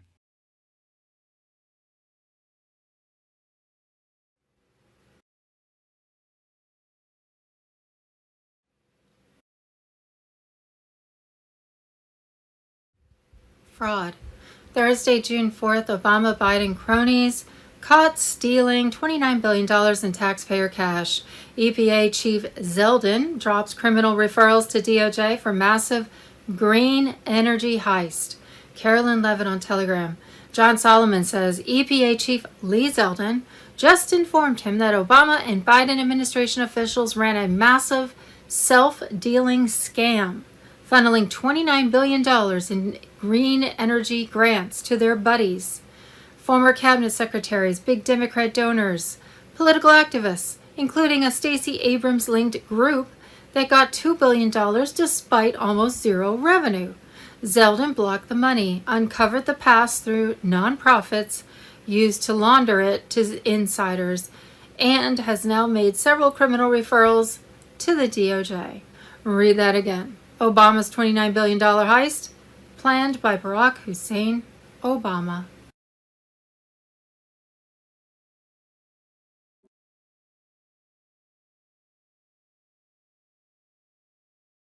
Hello, this is John Michael Chambers. Breaking news and updates with Juan O'Savin and a glimpse into the forecast of what we may see later on in 2026. Thank you, Juan, for joining us here. Good morning over there. Yeah, it's a beautiful day. It's going to be a nice sunny day. Let's launch right into it, Juan. I want to talk about the economy. Obviously, we have the results of the backwardation issue we spoke about months ago now coming home to roost for the central bank system and the Federal Reserve. Do you care to unpack, in layman's terms, for the average Joe, what is happening in the central banks with the futures contracts, the silver market, and how do you see this playing out? I mean, it's happening right now, and to me, it's unprecedented, historic, volatile, and great news, but there's been a lot of twists and turns.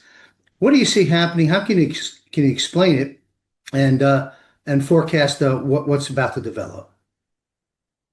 Well, I mean, I've talked to your listeners and many other audiences for quite a long time about the metal, specifically silver, the more volatile metal, much more volatile than gold, and the suppression of silver.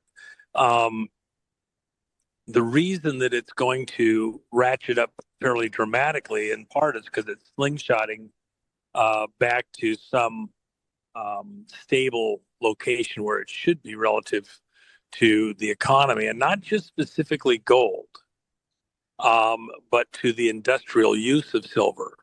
Silver is extremely important in this modern age. It's not just for electrical conductivity, but within computer chips, the server systems, and new technologies that are coming in line as we move to other power systems, means of powering whole cities, whole countries. President Trump just did this deal with the fusion operation, going into the fusion energy market. The technology is valid. We have several different methods where we can generate power through variations of what is commonly known as a fusion process. We can do it in micro bubbles, mini suns types of things. There's patents that have been around for a very, very long time. In fact, the formula for power output greater than power input, not power from nowhere, energy from nowhere, because that no patents exist on that, but there's actually several dozen patents that are in play for power output over input, based on getting power out of subatomic mass and other ways of generating, Hutchison effect, all sorts of things. So we know that there's things in there. All of these technologies require excellent energy transfer, and silver, even at many times its current price, is still the best material to transmit that power between locations, if you will. as a conductor of electricity. There's stuff that isn't even known in the public side, even in the batteries. Samsung's got some new battery technology that they have that requires a significant amount of silver. That's actually a heavy battery. There's lighter versions that can also be brought online that require a couple of different metals, not just silver. So you're also seeing palladium, platinum moving with silver. Most people aren't paying attention to that. They're moving with silver in their value increases. And so there's kind of a broad, change that's occurring right now.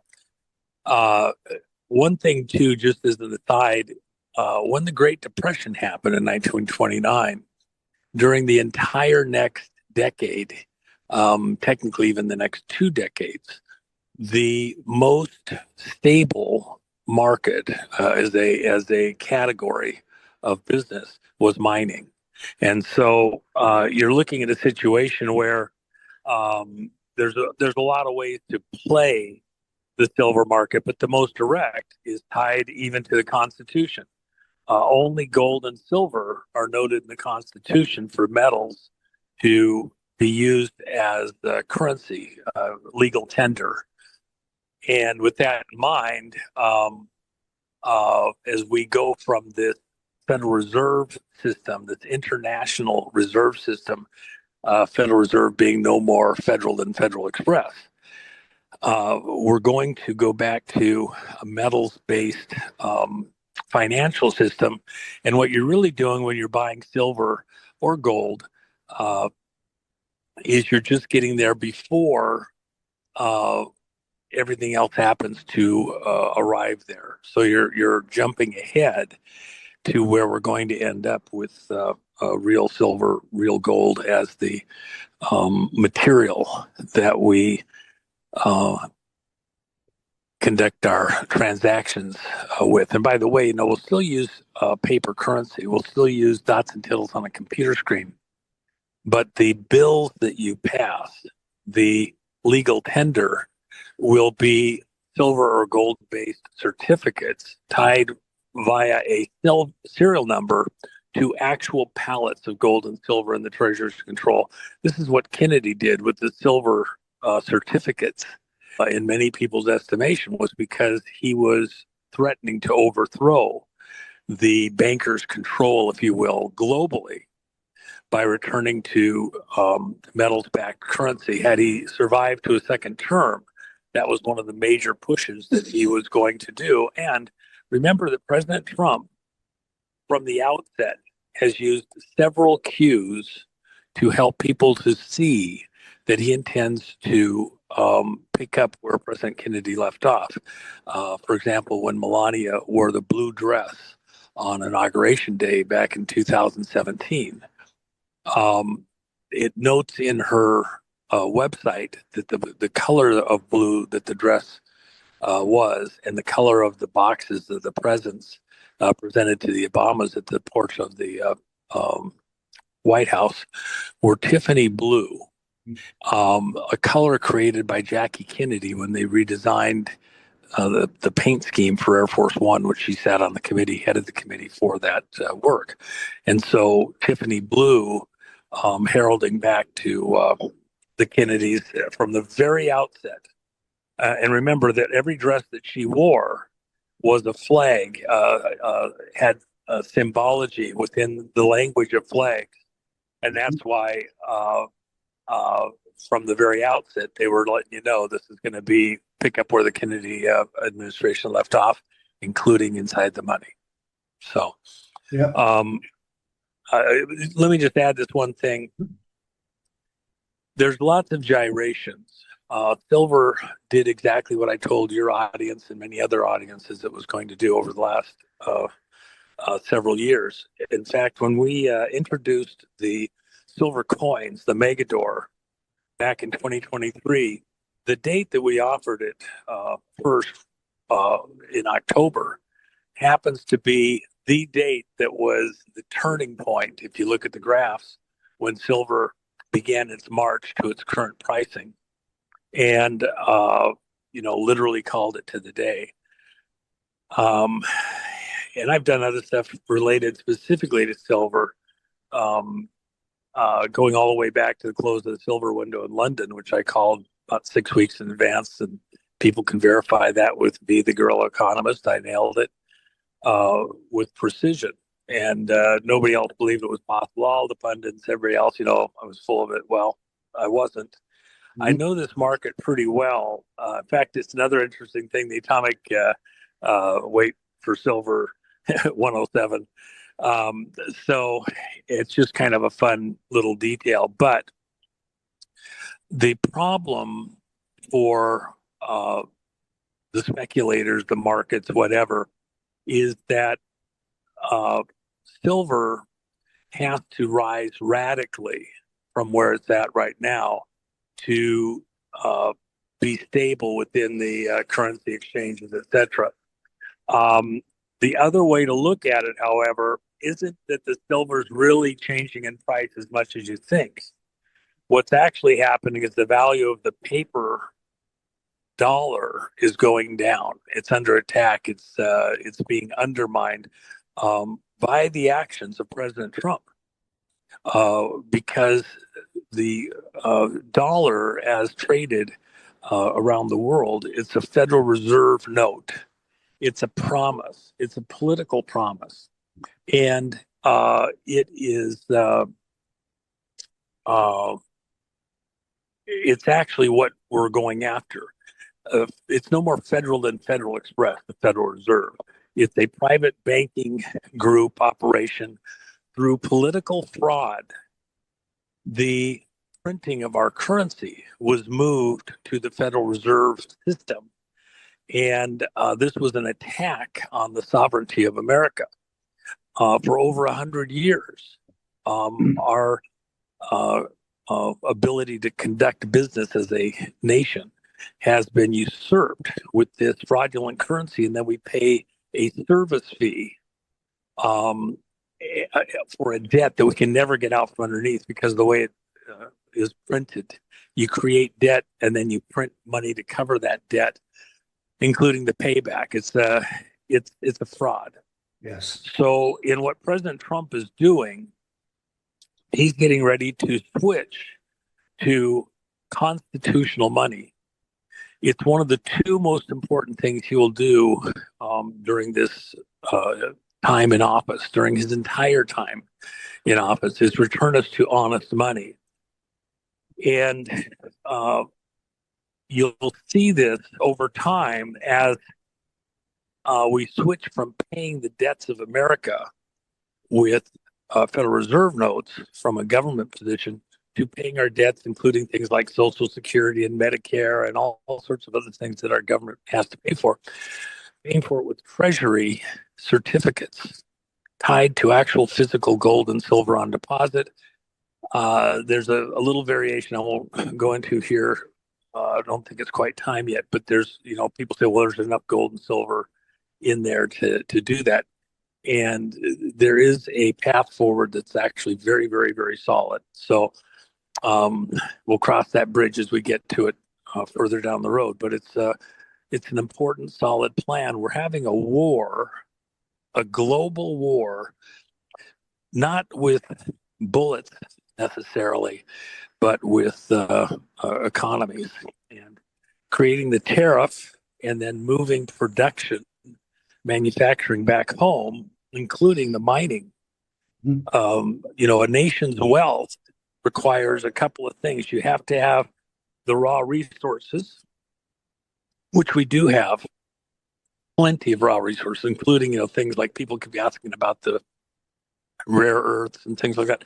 We got it as much as more than any other country. Plus, we have the ability to extract it much more efficiently and find it in places that other countries think they have some exclusive tap to it. We got it too. We just have the ability to go deeper, wider to get to it in ways that other people may not have even have thought of yet. So you can't count out America being able to take care of itself.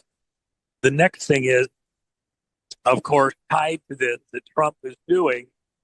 And at some level, you would think it's separate. It's actually tied very, very closely together, the elections.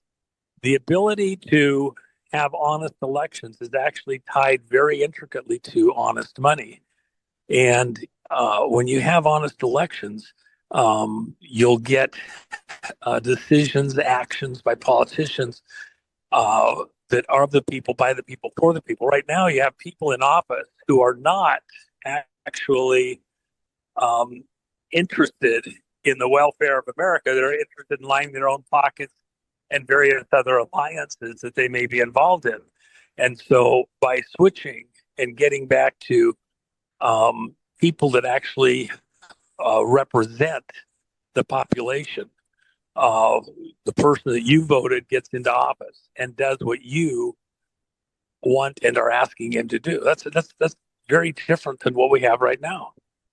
So those are the two most important things: honest elections and honest money. That's what President Trump intends to take when he leaves this world, stands before God Almighty in heaven, great white throne judgment. I did what I was supposed to do. The most important thing, I returned honest weights and measures to the way that the people of America are governed and ruled. Beautiful. Thank you, Juan. And those want to look into it once talking about JFK, that's Executive Order 11110 on restoring the silver certificates. Elon Musk is on record very recently echoing the sentiments, as you've stated, Juan, the importance of silver in industrial usage, especially with the robotics and technology, and a bit of a concern of the shortage of it. It looks like the handcuffs are coming off the central bank manipulation of the futures contracts, sending silver through the moon, or as you stated, getting more bang for the dollar. But I want to talk about elections, but before we do, a couple of quick things. And we can be brief on this. You've covered it before, but we have a lot of gyrations, a lot of things moving around. Hopefully you're still with us in the global financial reset. You talked about the bond implosion emanating from Japan, hitting LA and New York hard in the municipal bond market. Talk about briefly where we're at in the overall bond situation beyond municipals. Is this crisis still here? Will it deepen as you forecasted a while back? Any comments on the bond issue? Well, municipal is actually, there's so many of them, it's a big deal just by number, but the real weight is into, the school bonds, the various other types. You have water districts, you have electrical districts, you have road districts, all sorts of development, stadiums, all sorts of things. The bond issue is this hidden monster. It's 1,000 landmines in a very tiny area tied to property tax. And as that starts to come unraveled, the effect into the country is just going to be stunning, into the financial markets. Jamie Dimon, he's talked about the fact that over at Chase that, years, nobody knows there's the bomb unravel. Well, you're not talking about the collapse of, say, New York, like we had in the early 70s. You're talking about LA, California, Chicago. Chicago's already started running into trouble right now, too. By the way, even going to Colorado, I'll throw this one in. A lot of the related to Governor Polis danger over his exposure of his history in the public bond stuff.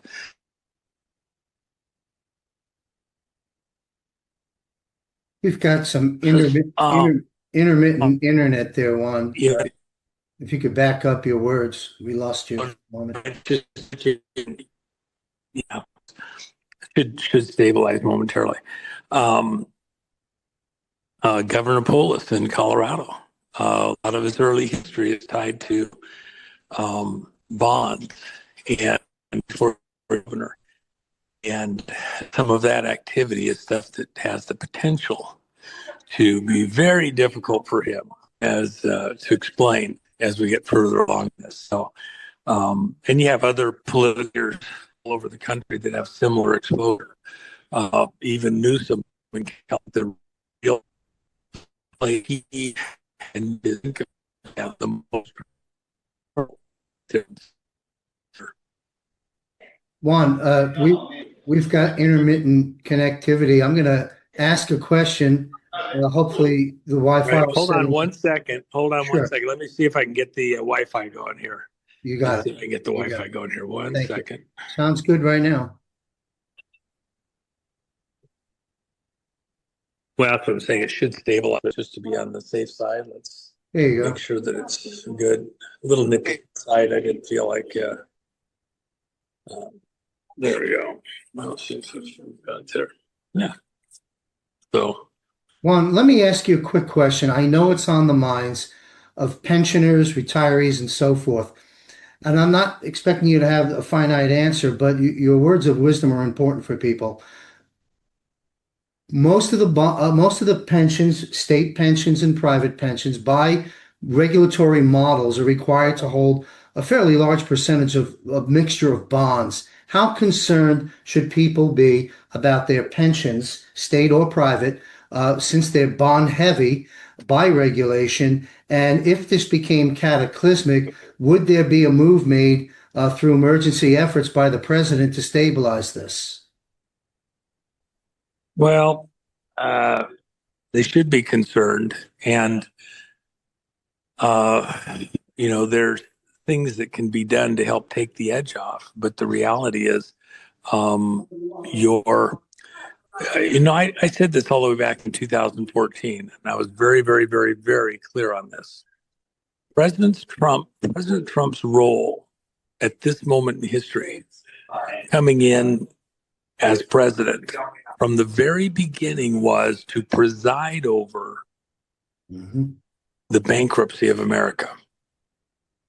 Now that sounds pretty horrible and harsh, et cetera, except when you have a good bankruptcy judge, what they do is they weed out the legitimate people who have lost something within the bankruptcy. They put huge investments in, actual skin in the game, and those that were speculative, those that were going to get a big gain, attorneys with the $1,500 an hour charges, all sorts of stuff that comes up. And a good bankruptcy judge will limit or eliminate a lot of the false claims or egregious claims to restore as much of the original investment back to the original investors that may be damaged in something like this, real skin in the game. You're not going to be able to fix everything that's wrong perfectly. Horrible things have happened. Great trauma and drama has occurred. So there's a legal term. It's up to any person engaged in any type of a business arrangement, if something's going sideways or has the potential to mitigate your damages. Even if you're going to do a claim against somebody else, if you just try to make it worse so you can get more money out of somebody else, a judge can look at it and say, well, you had the ability, the opportunity, the responsibility to see there may be a problem and limit your own damages as much as you can and take action. And so in this critical moment, if you understand that America in many ways has been robbed, stolen blind, criminals have been in the roosts, and foolish actions have taken place, wrong action has taken place. Do you have time? Have you been warned enough to get out of the way of trouble? A wise man sees trouble and gets out of the way. That's the scripture. Yes. Are you taking active action to mitigate the damages? And by the way, so you get something down the road 10, 15, 20 years from now, you're long gone. Does it get to the kids? Does it get to them completely? You need to be a bit proactive. You were sold a Ponzi scheme. Yes. You grew up in a Ponzi scheme with the Federal Reserve system, this global system, a bunch of racketeers, Al Capone's on a global scale. Knowing that, and most of your audience, John, is pretty savvy. They know that things have gone wrong. There's all sorts of stuff. You want to see some way to get out from underneath it in your lifetime. You don't want to wait for politicians, even if you like them or not. Trump says all the right stuff. I love him. Okay, but he may not be able to get to you precisely in your situation efficiently, fast enough, whatever. If you see opportunities to get out of the way of trouble that's coming, you should probably be thinking actively about how to do that, and praying. By the way, God Himself, Yes. Knows what's coming. So, you need to get out of the way. This is going to be so big. These next many months, all of this year, so big. And by the way, and I've said it to your audience before, but I'll say it again. The most important two things that President Trump will do during his entire time in public office, his entire lifetime, the two most important things that he will stand on are returning honest elections to the American people, of correcting all of these frauds within the election system, honest weights and balances. Each citizen gets their vote, and it's not diluted by false votes. It's not diluted by other people voting multiple times. It's not diluted by people who aren't actually citizens voting and diluting your vote. Honest vote, your vote gets counted. Honest weights and measures. God says He hates dishonest, lying weights and measures. So the vote, and then money, honest money. You've been being ripped off by really, they wear really good suits. They, look really clean cut and talk, like accountants, and they're just trying to protect you. It's like watching an Al Capone a staff meeting. They're all in their suits. They dress nice. The waiters are there. And it's going to be you. They're acting all clean as they go about the bloody business of fleecing you dry, and then enslaving your kids, blowing up your streets. We have to understand the kind of a mentality that we're dealing with, and then take action to protect ourselves and take our country back. And that's exactly what Trump is here to do. And by the way, if Trump, some people don't like, it's part of the Trump derangement syndrome. They don't like that President Trump is at times a bit harsh or snarly. If he was not that kind of a personality, that New York businessman, able to be nice, cordial, he enjoys people. That's why he can run hotels. He can do golf courses. He enjoys people. They enjoy him. But he can also be extremely direct, rigid, harsh as needed, or he'd never have made it through the business environment in New York. And so the very things that some people may find an affront is exactly the reason why he's who he is in the game at this exact moment in time. So anyway. Well, God doesn't make mistakes, and we put the president there as well, and he's getting the job done. Juan, we've commented on the gold and silver. We touched on the bonds. Two last questions on the economy, and we'll switch into the elections. Stocks. Do you believe there's going to be a controlled demolition of the stocks? Will it self-implode Oh, upon no. itself? No. I've said that so many times. Go ahead. The reality is that remember what the stocks are denominated in. They're denominated in Federal Reserve notes. So the stock market represents real tangibles, if you will, gold bars shaped like a jet, an office building, cars, patents, real people with skill sets, server farms, all sorts of tangible things that have, real tangible value. There's some of it, obviously hypothecated for years or tens of years or even hundreds of years of return on investment speculatively. And so that's real, but the payoff is in Federal Reserve notes, at least for Americans. And so when you're investing in there, if part of what's going on, say, with silver and gold, isn't that silver and gold are going up, although in silver's case, it's because there's an industrial side of the application that's added in. It's getting used up. Whereas gold is kind of a storehouse of wealth. With that in mind, the value of those gold bars, if you will, the businesses, the airplanes, everything else, it's not that it's going up, it's that the dollars that you're buying it with are going down. These Federal Reserve notes are going down in value, so it takes more of them to purchase the same thing. It's the opposite of what people think. And then you have to service, pay taxes. There's a dialed in inflation number. There's all sorts of things that affect the value of those Federal Reserve notes as you trade them. So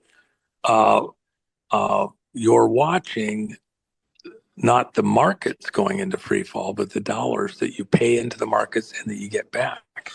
And so you could see the market go to 60,000, which I expect it to do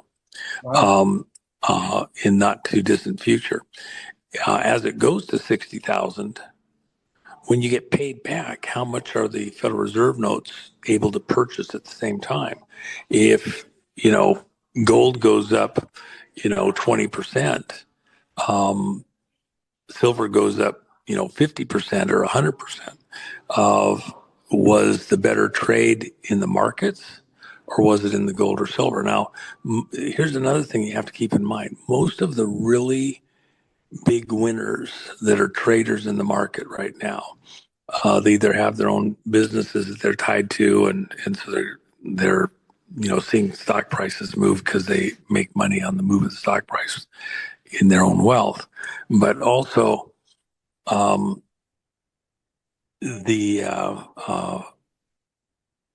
real issue there within the markets is that even if you're going to make a gain, you're going to get paid back, and you have to pay taxes on your earnings, your new income.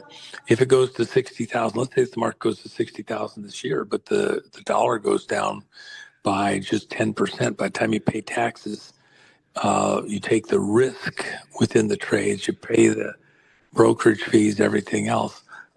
Chances are that you probably don't actually make any money in the markets. With the gold and silver in a ratcheting up situation, you probably sleep at night. It's a tangible. You don't trade it every day. You just hold it. You're waiting for the markets to restabilize again. And that probably, in a perfect world, you're a year from that happening, maybe a little bit more. Thanks. And by the way, if you're holding gold or silver, the objective here is not to hold it, for the next couple decades.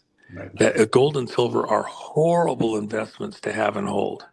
What you're doing is you're getting a seat in this game of musical chairs, so that when the music starts again on the far side of a lot of these dramas coming up on the election next year, and then the months following the election, as things find a new stable norm within the business community and political things like that, you can be part of the rebuilding of America, investing in things that have real value and doing it not with Federal Reserve notes, but hopefully with Treasury certificates that have real value, that hold their value. And by the way, if you were holding, let's say that we had silver certificates today, which we don't yet, but if we had silver certificates like Kennedy had issued, if gold or silver go up, are you losing money because you're holding money cash in the bank?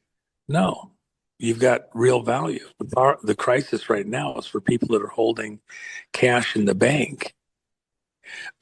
Is the threat to the purchase value, purchase capability of those dollars. If it's declining in purchase capability, that's where your real risk is. Yeah, so the elephant in the room is the US dollar. I want to close out the economy section with one or two questions about that. It would seem to me from some research that I've been doing, with the backwardation, the banks caught without the silver to back the liquidity that they need as their futures contracts come due. I understand they go into the Fed window and perhaps IMF or SDRs, I'm not sure, but they need 17 billion right now, immediately, and all the Fed's going to do is do what? Oh no, Print money. actually, let's that's old history. Look, the number that was being used on Saturday and Sunday, Yeah. as we taped this, we're in the early part of Monday morning in the Asian markets and across, and the markets have been open for about 6 hours. Okay. And by the way, silver has gone. It started out at 79.75 approximately. It went up to 84, just shy of 84, all the way down to 77, and back up, crossing back and forth into 80, and now just shy of $81 an ounce. Now, the reason that's real important to understand these gyrations, the market and instantly recognized or was telegraphed that huge money was going to be brought in to cover positions because the market had gone up over 10% on Friday at the close. Yeah. It damaged margin calls, etc. So those people who were in margin call situations within the banking community, which big banks involved in this gambling, had gotten sideways. They'd gambled and the market went against them. And so they had to cover those positions. The Federal Reserve and the global reserve systems were in a very dangerous situation to lose control of their paper promises and their paper hypothecation of silver specifically. The game was up. Yes. Hey, sorry about that, John. I don't know what the issue was, but I No moved problem. to a different location and back at it. So Thank you. Let me conclude the economy. I had a very specific question that I think is important. The elephant in the room during your discussion on the economy has all been circling around the value and the situation of the US dollar. My two-part question is, if the Federal Reserve, as we speak, is dumping that liquidity in to bail themselves out, maybe using the wrong terms, but that's what would happen. That would, if it's 20 billion or whatever, and that's just a band-aid for another week or so as more of these contracts come due that they don't have the silver for. So if they're injecting the capital in, that's going to drive the dollar down. It's already down 10% year to date. Do you see this as something that's imminent and that's happening? And second part question is the BRICS. They are ready. There's the BRIC gold back dollar currency of sorts, not dollar, that I understand. How do we interact with BRICS? Is that another potential nail to drive the dollar down? That's kind of where I'm going. The Fed having to put money in to bail themselves out. Silver contracts come and due every day. They don't have the silver. They're going to put the liquidity in to kick the can down the road, drops the dollar down. Would you concur with that analysis? well, that's the whole point. You're pumping, you're creating dollars, inflating the amount of dollars in existence to cover a position. And the reality is, and this is part of what I was actually got cut off on. I want to finish this one point. Very, very important. what is driving silver up is not a classic market where it's traders that are just speculators, if you will. They're not just trying to hold a position. It is the industrial demand for silver, especially inside the United States. We're not going to have the cheaper silver from China controlling and owning what's about to happen in America. You're going to have, with the tariffs, you're going to have to pay a huge fee to get that silver in from outside the country. So it's going to favor mining domestically. The problem is it takes a long time to get mines up to speed and get them working. And so it's not instant, it's not overnight. When we were attacked in the mining industry here in America, that attack took years for China to get set up to do. And when they pulled the pin on this attack on American mining, they did so literally in a day. The mines across the country that were making critical materials, they literally shut down in the middle of the first shift of the day as these markets came online. And I have firsthand experience with that and know what transpired in those. So as we come back to sort things out and get back up to speed with mining in America, it's going to take some time. It's not instantaneous. These prices are here for quite a while. And the value of the existing silver, most of the silver coming online is incidental. It's part of other mining, zinc, copper, other things, and you get some silver out of it. And the mining companies use it to, help cover other expenses, but it's not the primary thing they're going after. The processes that they have to do to get certain materials out of the earth that they go after, the way they target veins, etc. It just doesn't pay to go after silver specifically in most of these locations. It's just a byproduct of other mining operations. It's going to take some time to get silver mines back up to speed here in America in a perfect world. In the meantime, you don't have enough material. And with the arrangements, we'll do some negotiating with other countries that want to work with us and allow them to get their silver into the U.S. markets.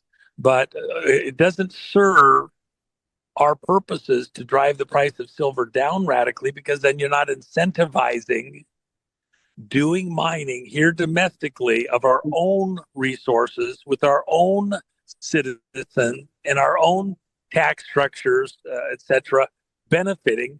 We'd just be going back to the old system. So it has to hold for a bit to get there, and it's got to reset at a number that makes it okay to mine here in the U.S. So remember, what you're competing with is slave labor in China. Within the mining, slave labor across the world where they're getting their concentrate from. Places like the Congo and these other countries around the region there, including Niger and Nigeria and some of these other places, okay? The system is designed to have people operating as slaves to a lot of these monsters, and we're not going to do that. So the price is going to be higher, and we're going to force it. And what do we use it for? Within our own industry, where besides getting the raw materials, then we do the server farms, we do the chips, microchips. We make them here instead of in China. It's the national security issue. Yes, that we have to be dependent on China for things that we need for our own defense systems, our own industry, etc. So we're changing that. Sorry, it's painful. We got attacked in a way that most people didn't see coming. Okay, and so this demand that is shooting up silver prices right now isn't speculators. It's not banks. They were keeping the price down for their own purposes. But at this point, it's out of their control. The reason that they can't do a lot of the printing they want to do and protect their positions is because it's industrial demand, wanting to get enough silver to keep in production.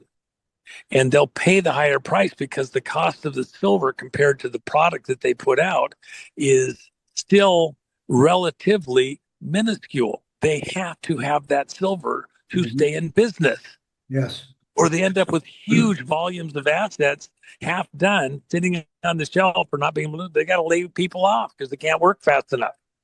So the winner is going to be those companies that pay the higher price early and secure inventory. So now you have a short squeeze. Mm-hmm. Everybody's decided I got to go after whatever resources that are real are out there and get it right now. And that's going to drive prices up short term. It'll settle down at some point, but it'll settle down at a much higher price. It'll probably slingshot past where it wants to settle at and come back. And that's now we're in the price discovery phase. And as I've told several audiences over the last several weeks, once silver punched through 40, it was going to stair step up massively. And we are not done with that. I had private conversations. I don't know if I spoke about it with your audience, but I've had private conversations both in the mining industry and in the industrial side for silver. And from the mining side, to go after silver specifically, they need to see a price that looks like it's going to land somewhere around 280. And that's like a shock if you're coming at it from a banker or a normal speculative side. But you think about it, you got to make investments in machinery, equipment, training for miners. And you got to get through the permit process. Even if you have permits in place, they're going to come back and scrutinize every last one of them again before you actually go into production. And there's all sorts of things. Even when you got permits, suddenly you get ready to actually go do business and somebody shows up with a lawsuit. Well, you can't do this, you can't do that. It's very risky stuff. So they got to have enough of a return and a long enough window that they're convinced it's going to be there to go do it. And by the way, for a lot of one of the very first things the guy said, well, we got Trump right now, but what do we have in 3 or 4 years? Mm-hmm. And will they just go back to some of the stuff that we're ending up with environmentally? We spend all this money and get the football pulled away. I'm not doing it. We're making money here. We're making money in this other stuff. I'm not doing it. And I'm not doing it here in the United States. So you have to get past those. Trump is going to incentivize people with huge amounts of money to go for it, dig in, change the laws, which he's already done, to favor them. But it's a process to get there with a lot of risk. So he's got a situation. We have a situation where there's many a drop was spilt between the cup and the lip, right? Well, thanks. Great perspectives, Juan. Good information. I want to switch gears to the election. Obviously, so much movement there. We know about all the great work and reporting from Patrick Byrne, from yourself, from many people, Rudy Giuliani, Sidney Powell, people being validated and vindicated. The DNI's got reports. The president and Scavino are putting out memes and content. Give us an update on election reform. What do you see potentially happening at the midterms? And you've mentioned a while back on shows with me and others a year or so ago that we will have null and void presidencies for various different reasons. When we lump all this stuff together, talk with us about the progress made in election reform. Do we have this finally handled, or are we going to have another nightmare at the midterms? Well, again, as I mentioned just a moment ago, there's two things that President Trump will stand before God Almighty at the great white throne judgment and stand on beyond salvation by the blood of Christ. What did you do with your time at bat? How did you conduct yourself? And he's going to say, I returned honest elections to the people, the person that they voted for as citizens constitutionally. They got to do their vote, and it was an honest vote, and they got the person in office that they voted for. And the second thing is honest money. Well, how's he going to do the honest vote? He's already proven, I mentioned this before, but it's worth saying again because people might not have caught it. Mhm. Trump issued his 107th executive order of this administration on March 25th, 2025. And 107 in the afternoon, by the way. When he Unbelievable. did that, he said that all of the counties, the states, had to go into their voter rolls and clean their voter rolls. So only U.S. citizens eligible to vote were on those voter rolls, and that they were in the right place. They weren't voting in multiple locations, blah, blah, blah. Mhm. So they had to go clean up the voter rolls. And he gave them 180 days to do just that. Now, virtually nobody, no county in America, 2,500 counties, no county in America did that. They made a half-assed effort in a few places, etc. Nobody cleaned up the voter rolls. And many of them, just like what Colorado's governor is doing with snubbing his nose at President Trump's pardon for Tina Peters, they're snubbing their nose at cleaning the voter rolls. They're clean. They're just fine. We're not changing anything. And I gave Trump the finger, gave the administration the finger, force me, whatever. Now that's a problem, because what does President Trump have beyond an executive order to the nation, to all of these jurisdictions, to clean up those voter rolls? What is his policing action that's available to him?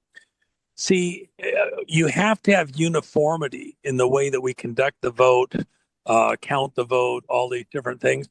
And the reality is we don't have uniformity. We have some locations that want to do it, and many other locations that are, no, we're not going to do it. You could have issued the executive order of pardon for someone in probably 40 or so of the states, maybe more, and they'd have honored it. The governor would have went along, even if he didn't like it, they'd have gone along with it. But Colorado, they want to, test. They want to argue over the legitimacy of what a presidential pardon looks like. Okay, well, they want to argue over voter rolls and whether they got to clean them up or not, or they can keep a bunch of fake voters on there, double voters, all sorts of mischief, including using the machines when they're crooked and they know they're crooked, and giving false returns. So with that in mind, what does Trump do? What can he do? Mhm. He can take off his police chief's cap, which is what the president is actually doing. He's policing internally into America. And the problem for all of us is that the attack on America may have been coordinated with and in collusion with American politicians, businesses, individuals, to steal the vote. Mhm. Al Capone, was he a U.S. citizen? Yeah, he's a U.S. citizen. Didn't make him not a criminal. We got a lot of politicians here in America in high office, and they're a bunch of criminals. Yep. Okay, they're American citizens, but they got their own objectives, plans, whatever they're going to protect. So now, what does Trump have available to him? Well, the attack on the vote actually started from outside the country, and that's the information that Patrick, many others have been giving to the American people all the way back to 2020. The attack was in the machine systems used across the country. That's what Tina Peters documented exclusively. That's why they have to attack her so hard. She documented the steal of the 2020 election through the machines. And so it's an attack on America that originated in that specific case that came from Serbia. But it was with Venezuelans, Cubans, Chinese, and other business people, globalista, if you will, working together to steal the vote in America. Why? Because it favors their purposes. gave them, advantage in the political, business, monetary, everything community, including to eliminate large portions of populations across the world that they don't want around, in various ways. So with that in mind, there's a moment where President Trump, and we're being prepared for that moment. We're staging and getting ready for it. You don't do this on a dime. There's so much in place, so much at stake. We're about to see President Trump make the most important move of his entire life in this world. And that will be issuing an emergency order, national security directive regarding elections and how they're conducted, and taking control of the electoral process, not wearing the police chief's cap, but wearing the commander-in-chief's hat, because we were attacked. This is a coordinated, highly sophisticated effort to capture America. And we're on captured territory right now. That's why at a couple of the rallies, Trump had a flag that was in the background when he came on and off stage. And that flag had the stars blacked out. In the language of flags, what does that mean? It means you're, to all the troops, you're on occupied ground. Don't trust anyone you see as being who they represent themselves to be, including if they're wearing your own uniform. Don't trust, verify. Not trust, but verify. Don't trust, verify before you trust. We are in occupied ground. This is a military action now. So when he declares this national emergency regarding elections, then what happens is all those counties that didn't clean up their voter rolls, he now orders that from a military perspective, everybody cleans your stuff up. And how are you going to do it? You're going to re-register every last voter, period, using government issued ID. They will sign a voter registration card in front of a clerk in person at the county where they claim to reside, verify an address. Then they'll be assigned to a precinct. They'll sign on their voter registration card in person. It will be observed by a county clerk, employee in the county clerk's office. All of them are notaries and notarized and stamped. Your voter registration card will be a notarized card. Everything you say on there said under oath, okay? And then stamped. If you're lying, or if you go try to do it multiple times or any kind of mischief, and you get caught, mandatory sentencing, federal guidelines, you'll probably go to jail for 10 years. And it won't be negotiable because you're a nice lady, you're a little old grandma, you got kids, you're on drugs at the time, whatever. You're going to get it sentenced to a mandatory minimum. And that's your sentence. Excellent. So it's going to be to stop this mischief that's been going on. That's why 2026, and I've even said it, it's a short window to get everything done. It could even be because of events that happen over the course of the year. I don't expect it to happen, but it's within the realm of possibility that you would even have to delay the election date by some period of months to make sure that everybody has a chance to vote. And if we have the right kind, wrong kind of drama over the course of this year, and campaigning can't happen correctly, somehow you would have to have some type of a delay. But we're going to get an honest election. It's the core of everything about Trump, and it's the prelude to the next presidential election. You've got to get this one right in 2026. All those people thinking the Democrats are going to win, no. When you get an honest election, this bullshit, these riffraff getting into these positions, and you go, how in the world could that have happened? Well, it didn't happen honestly. Right. And that's going to stop. When you stop that, you're going to get real Americans getting real candidates that look like Americana, the true Americana into office, and places, Newsom lost the campaign for him to be recalled. The votes in Hawaii. Hawaii is a red state, and you got a bunch of people in there that don't represent the Hawaiian people, Hawaiian citizens. We have that all across the country. I don't think Colorado is represented by the voters. The people in office don't actually represent the voters of Colorado because of fraud. So we'll find out, but it's going to be done under the commander-in-chief's hat, not under a police chief's hat. Great segment, Juan. Thank you very much. I want to coattail into Tina Peters and then wrap up with a final address. Tina Peters, what is I think the American people and certainly my audience understands the plight of Tina from beginning to present. Can you give us an update on where the Tina Peters situation sits and when will she be free? It's painful.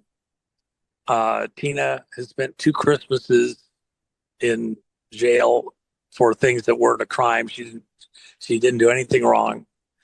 She's a heroine,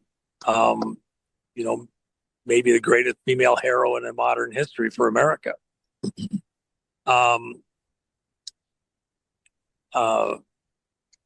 health is on the line, and yet Trump, he issued a presidential pardon.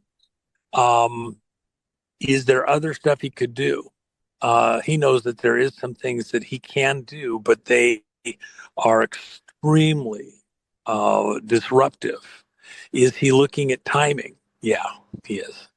And what kind of timing would that be? Is it months till Tina's free? Let me just tell you that Trump cannot allow that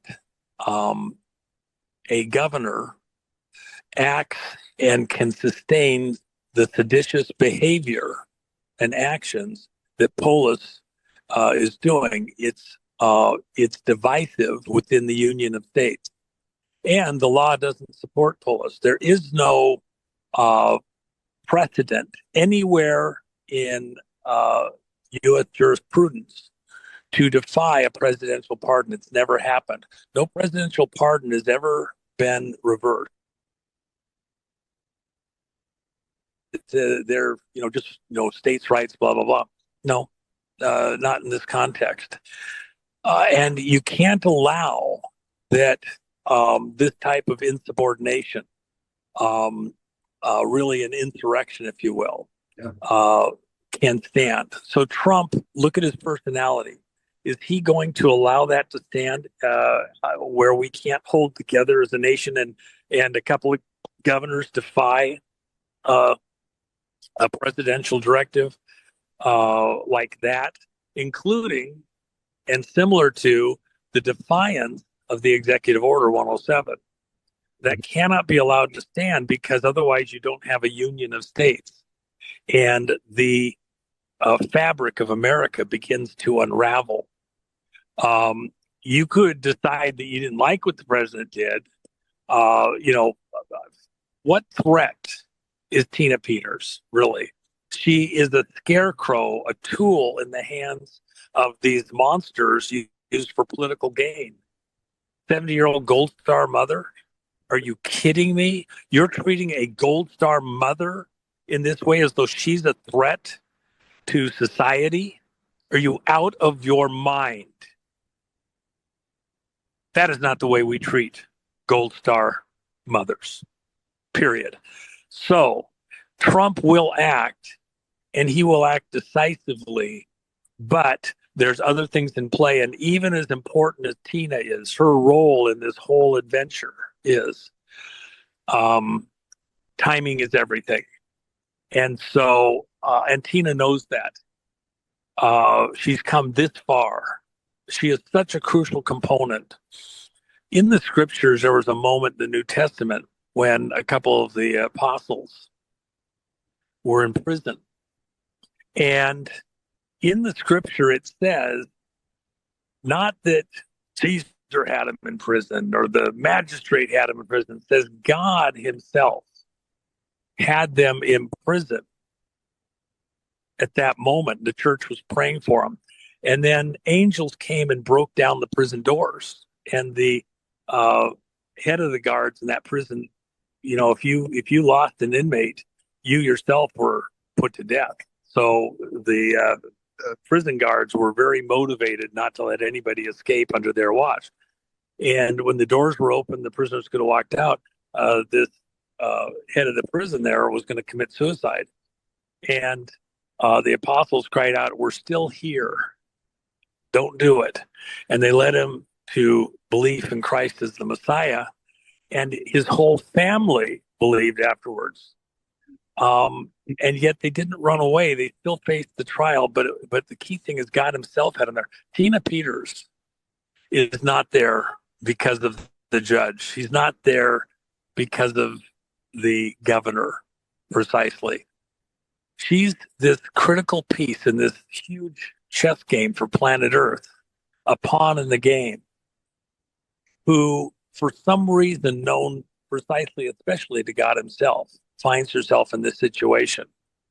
And it's going to be overturned. It'll be a hand of God moment.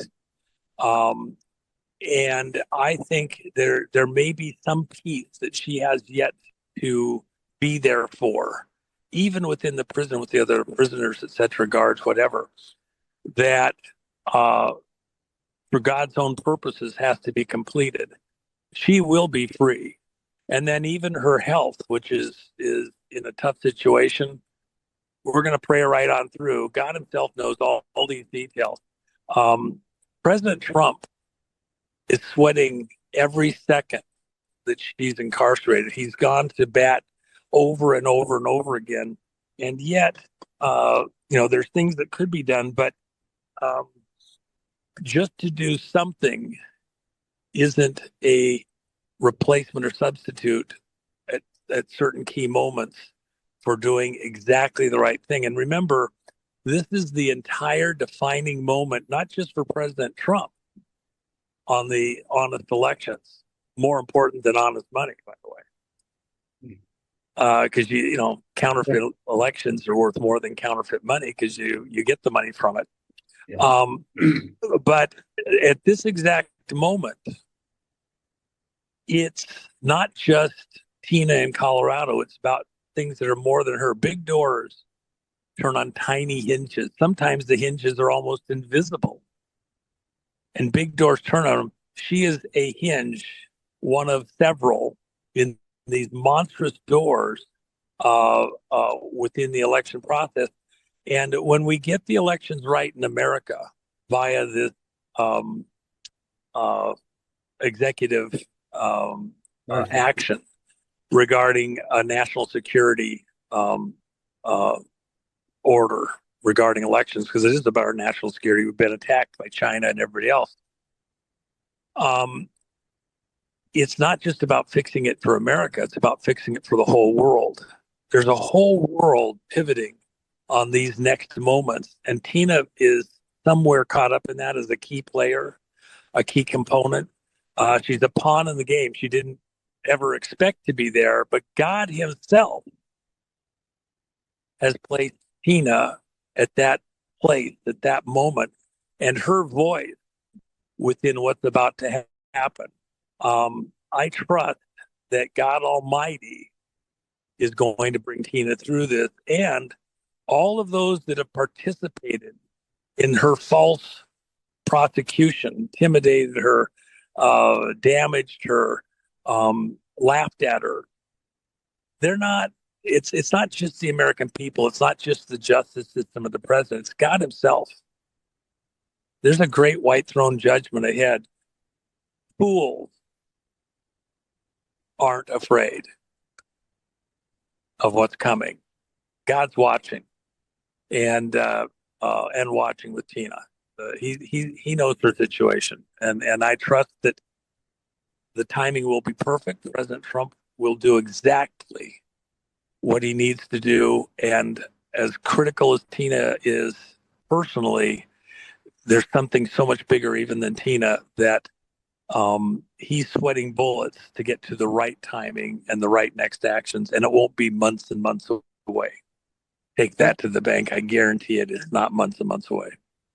Thank you very much, Juan. Closing this out, let's conversation around Gitmo, near death. You've been on the record for 2 NDEs, folks, near death experience. Juan, you spoke about America has not, as bad as it's been with the pandemic and other issues, election theft and so forth, border, all the problems we've endured, that we yet to have our near death experience in the war that we're engaged in, as well as a near death experience for the dollar. Are you still on the record, or have things changed to that statement? And then a follow up about Gitmo and other things.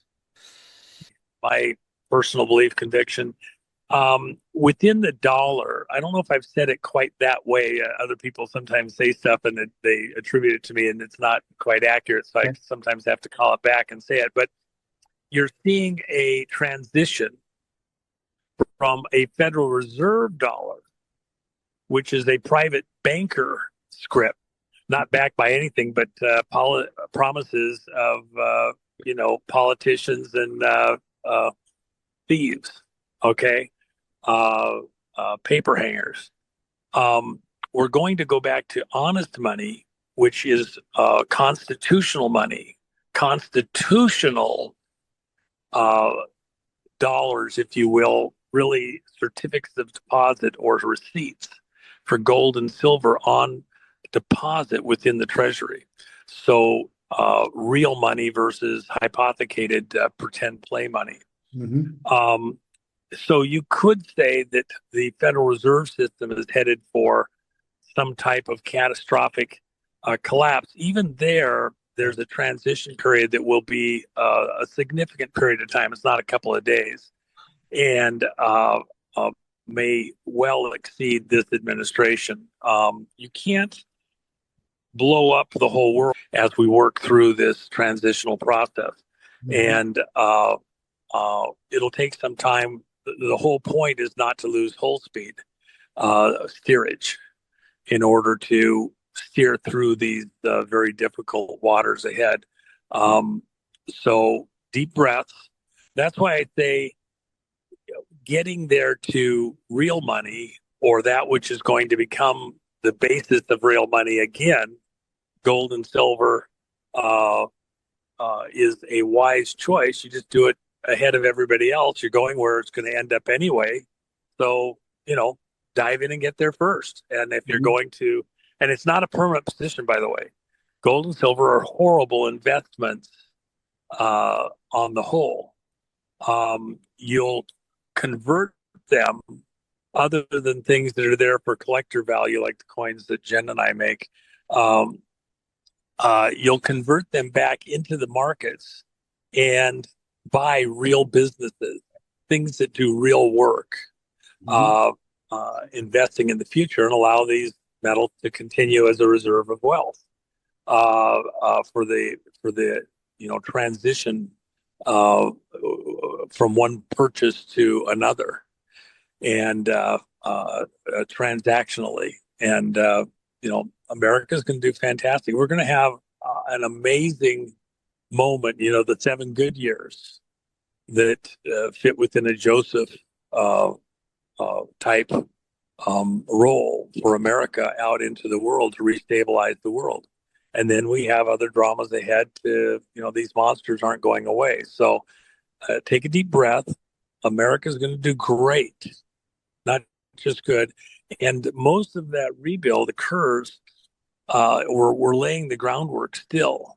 But most of the real rebuild for America is anticipatory, where it's going up right now, of the things that will happen after 2026 and all through 27 and 28 and beyond, for a fabulous amount of productivity. The tariffs bring business back home. The raw materials being sourced here in America, not Saudi oil or Arab oil or Venezuelan oil, our own oil from right here in the country, our own energy, with new devices, technologies coming online. So we have more than enough power to do everything we want to do, including comfort, having our houses warm, without having to turn the thermostat down because power's at a premium. We have it everywhere. It's working very well. Jobs for the young kids coming online so that they don't have to leave your town. You'll be able to stay closer to home where the parents are, even if it's rural America. There's so many amazing, beautiful things ahead. I'm totally bullish on where America's going to go economically. And everybody, here in this audience should understand that. But we have some very serious dramas ahead to get rid of some of the riffraff, clear the decks, clean things up, and get it on the way. The musical chair metaphor that you launched in and sort of just alluded to a moment ago is your great takeaway, folks, for this transition, and then buy up the right assets later on. Great stuff. Juan, to our audience, I produce a show called Eyes on Gitmo with Juan O'Savin, retired Brigadier General Blaine Holt, Juan's Chief of Staff, retired Lieutenant Colonel of the Marines, Matt Met, who's spent some time over in Gitmo over the years. We're going to jump into all of that stuff on that program coming up in January. That's about all we've got, Juan. You've given us once again a treasure trove of great information. And Juan, thank you very much for coming back in, taking a walk out in the chilly weather to get us back online here. I appreciate it.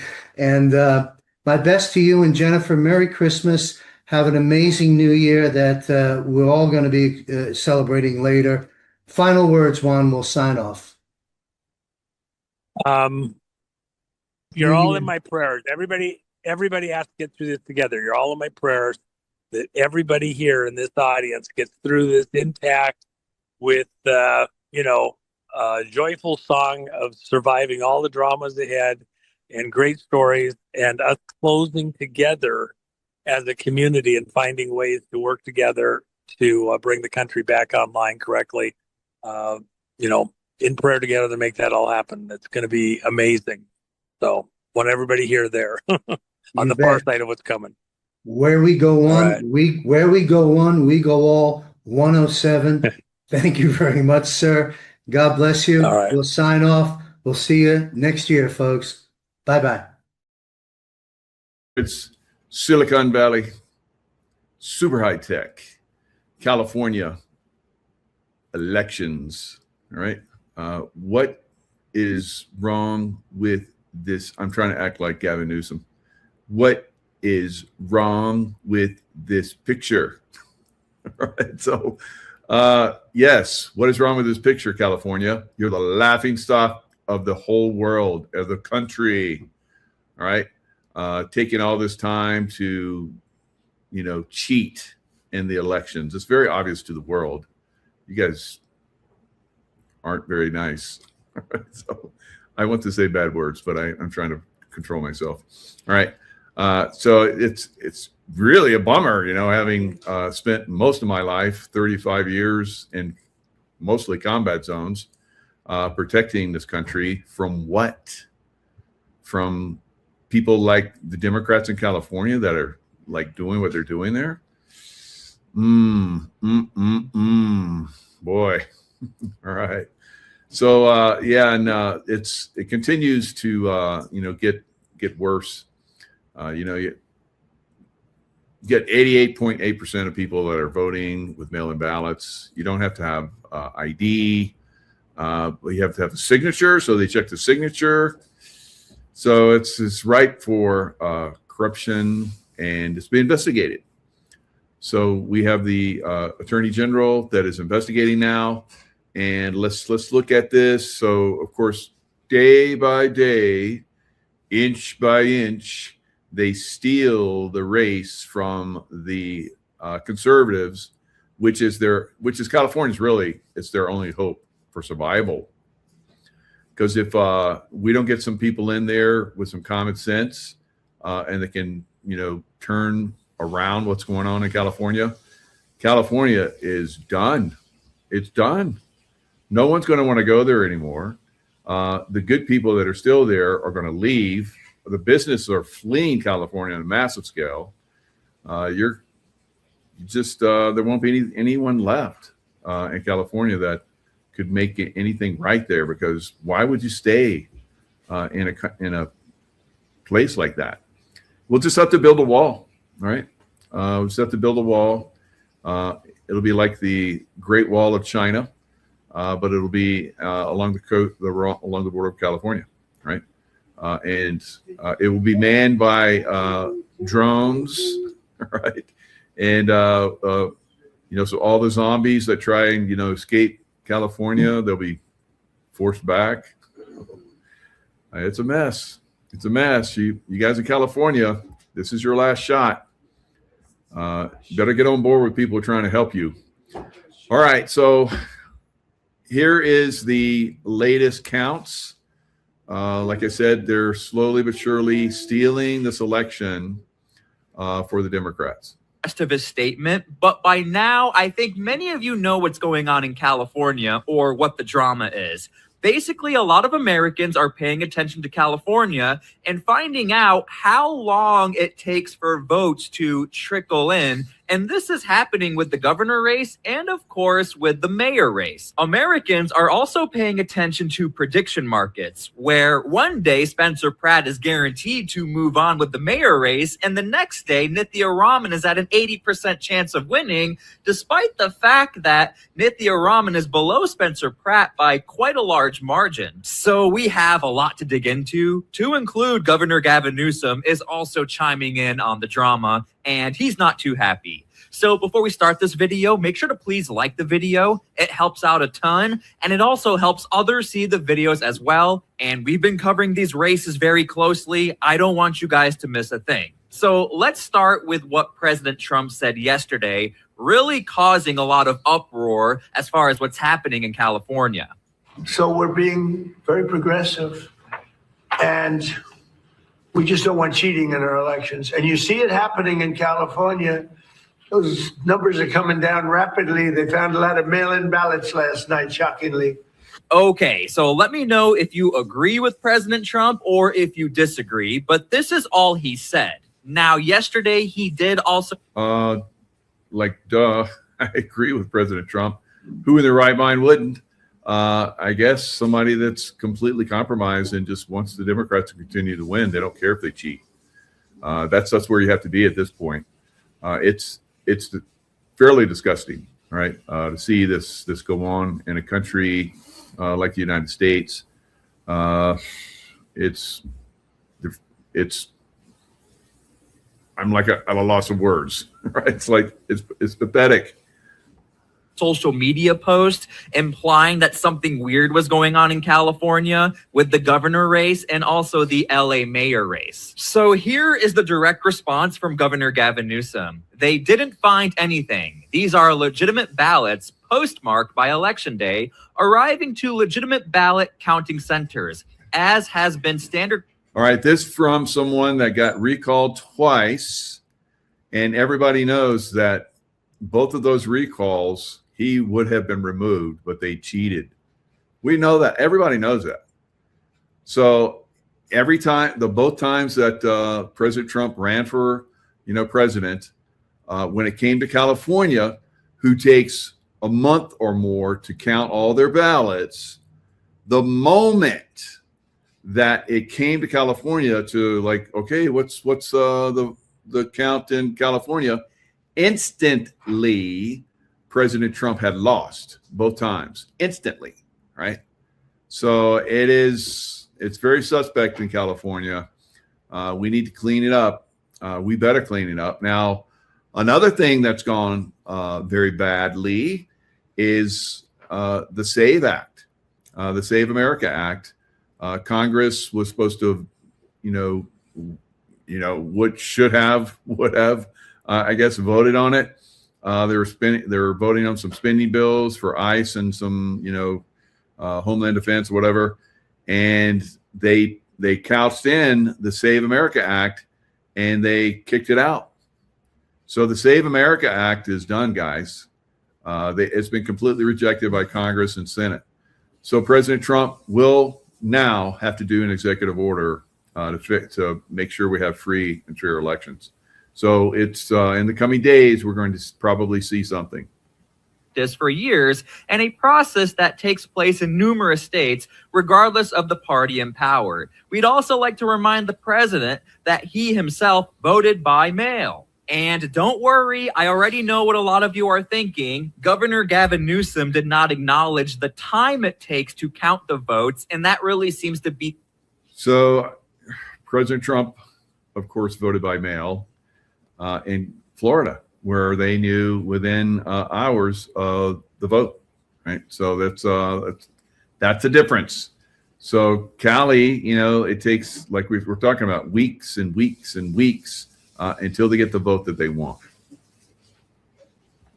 Essence of what people have an issue with. We'll get to that later in the video, but let's get to this investigation. Protecting the integrity of California's elections is a top priority for my office. This is from Bill Asaley. California's election system has serious structural vulnerabilities. Universal vote by mail with no voter ID requirements creates conditions where fraud can go undetected and unpunished, eroding public confidence. Without commenting on any specific investigation, my office has multiple election fraud investigations underway in coordination with FBI Los Angeles. So here we go. This is 100% confirmed from Bill Asaley, and this is on his official government account. My office is also working closely with Assistant Attorney General Dillon to conduct a comprehensive audit of California's voter rolls. The state has stonewalled every effort to verify that only eligible U.S. citizens are registered to vote. This case is now before the Ninth Circuit Court of Appeal. And by the way, the Trump administration has a very good track record of winning in this court, just so you are aware. My office will not look the other way. We will investigate and prosecute every legal vote. All right, so this is looking like it's going to expose California for the fraud, right? On a massive scale. This is a long time coming, but they are a deer in the headlights right now. And now Spotlight is on it, and now helicopters with spotlights are on the deer, and the deer doesn't know where to go. There's nowhere it can go. It's gonna be exposed. It's being exposed. So this is California right now, thinking everybody's going to be like, oh, California just takes a while to count the votes. Oh, look, the Democrats won. Oh, bummer. It's the same thing. How does it always happen that way? It's so frustrating. No, it's so contrived. It's so manipulated that at this point, it's going to be obvious when we start to reveal that they have been cheating probably for years and years and years. Deserves to be counted. Every illegal vote cancels one out. Okay, so let me know how you feel about this, because this can really change everything if Bill Asaley's office does find something of a red flag. And also, we are paying close attention to this, so make sure to please subscribe to my channel. I don't want you guys to miss a thing. So now we have verifiable evidence. This is happening. We have an investigation, and all right, so the investigation is on. They are going to find fraud, because fraud is there on a massive scale. So they're going to have some very sharp people that are involved in this, because these Democrats are pretty good at cheating. They've been doing it for decades, and so it's going to be hard to narrow it down. But I think it's going to be done. I think this is going to be finally the time where the election fraud is exposed. And then they're going to expose it. Well, we found it in this race. Let's see how far back we can go. Oh, yeah. Let's see how far back we can go. And then we go all the way back to, 2024, 2022, 2020, on and on and on and on. So it's going to be substantial. So Iran is, I've said many times, I have been in the Middle East for a good portion of my career in the Navy and in the CIA. I can tell everyone that Iran, and I've been saying this, the Iranian regime must be removed, right? They are not, all they're going to do is continually stall and kick the can down the road, and they're going to rebuild. They're going to rebuild. They keep doing this over and over again. The people of Iran are the ones that suffer. The people of the world are the ones that suffer. At some point, if we continue to let this crazy regime stay in position of power, we're going to get a missile with a nuke on it in America. This is the ultimate goal, and this will happen unless we remove them. The biggest mistake the West is making right now is believing that the Islamic regime occupying Iran can be negotiated with. Because the regime in Tehran is doing exactly what it's always done, buying time, rebuilding, regrouping, and waiting for the next opportunity. The most important intelligence and analysis about what's happening inside occupied Iran isn't coming from CNN, MSNBC, the BBC, or even most Western foreign policy experts. It's coming from Iranians ourselves.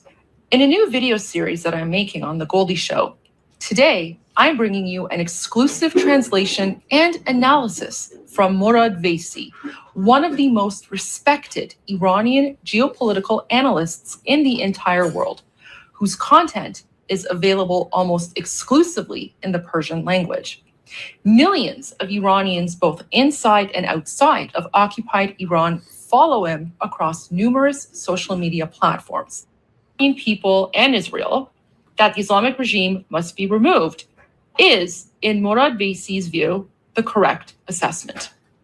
Today, Netanyahu stated that the Iranian people should be helped in their effort to overthrow their government.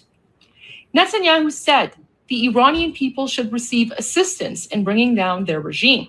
That is precisely what the vast majority of Iranians want. Regarding his differences with President Trump. All right, so the Iranian people want this regime gone. Obviously, they're the ones that have been, having to withstand this regime for 47 years. They would know, and the people of Iran, like Goldie Gamari, she's basically telling us that the only way to, make this go away is to make them go away.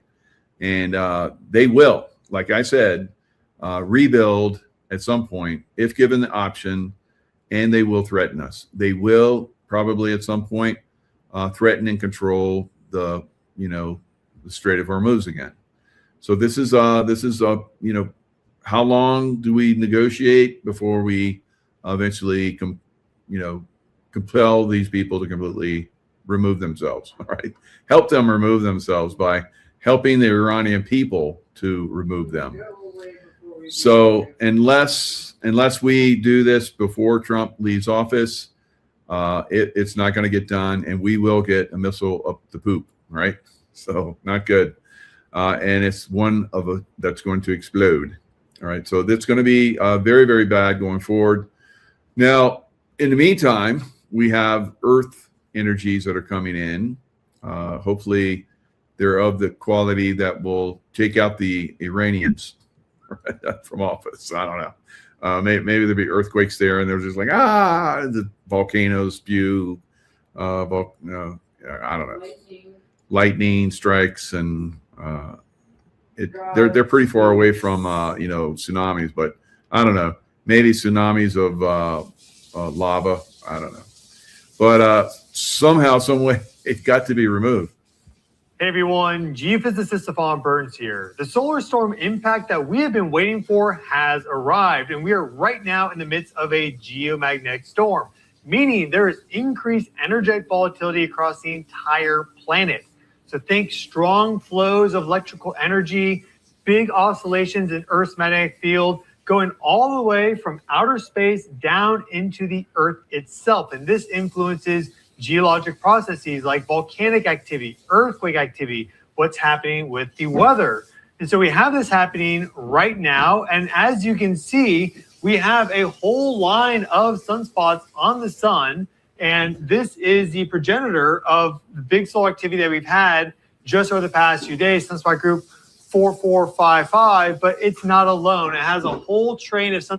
So we just got a bunch of plasma that's starting to hit us right now. It seems like everywhere there's problems with internet. When we were driving back from a trip, I stopped at a gas station, and their system was completely down. Not just at their gas station, but at all of their gas stations.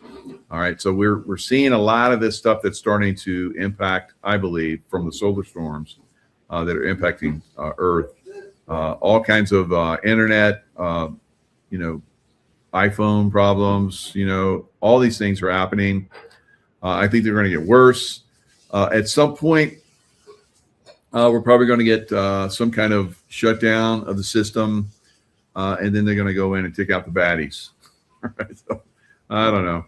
It's we're all, how long have we been hoping this is going to happen? Like these 3 days of darkness, and the emergency broadcast is going to come out and inform everybody of what's really been happening all this time, all these decades and decades of corruption, and everybody's going to listen to that for 3 days, and they're going to be informed. Yeah, I don't think so. Right. But somehow, some way, we're going to continually, I believe, what we're seeing is a lot of people that are checking out, and they're disappearing. Some people are disappearing willingly, wanting to leave because they're not wanting the changes that are coming. And then there's those of us that are very happy about the changes that are coming. And I don't know, maybe some of those people will be able to be informed in 3 days, 10 days. I don't know. We've said 3 days of darkness, 10 days of darkness. I don't know, 10 years of darkness. It's like for some of these people, those people I don't think are going to continue, right? The people that can't be informed, don't want to be informed, don't want change, or they're not going to want to go further, and they're just going to just check out, right? They're going to walk into the sea and just get swallowed up or something. So we're going to see more and more of that. I think we've already been seeing a lot of that. We've seen a lot of people that have checked out from that. And it's very, very strong possibility that we'll see something else come in that will help more people that don't want to be here check out, guys. So, the earth changes that are coming, like I've said, they're going to intensify this year from last year. Last year, they're pretty intense.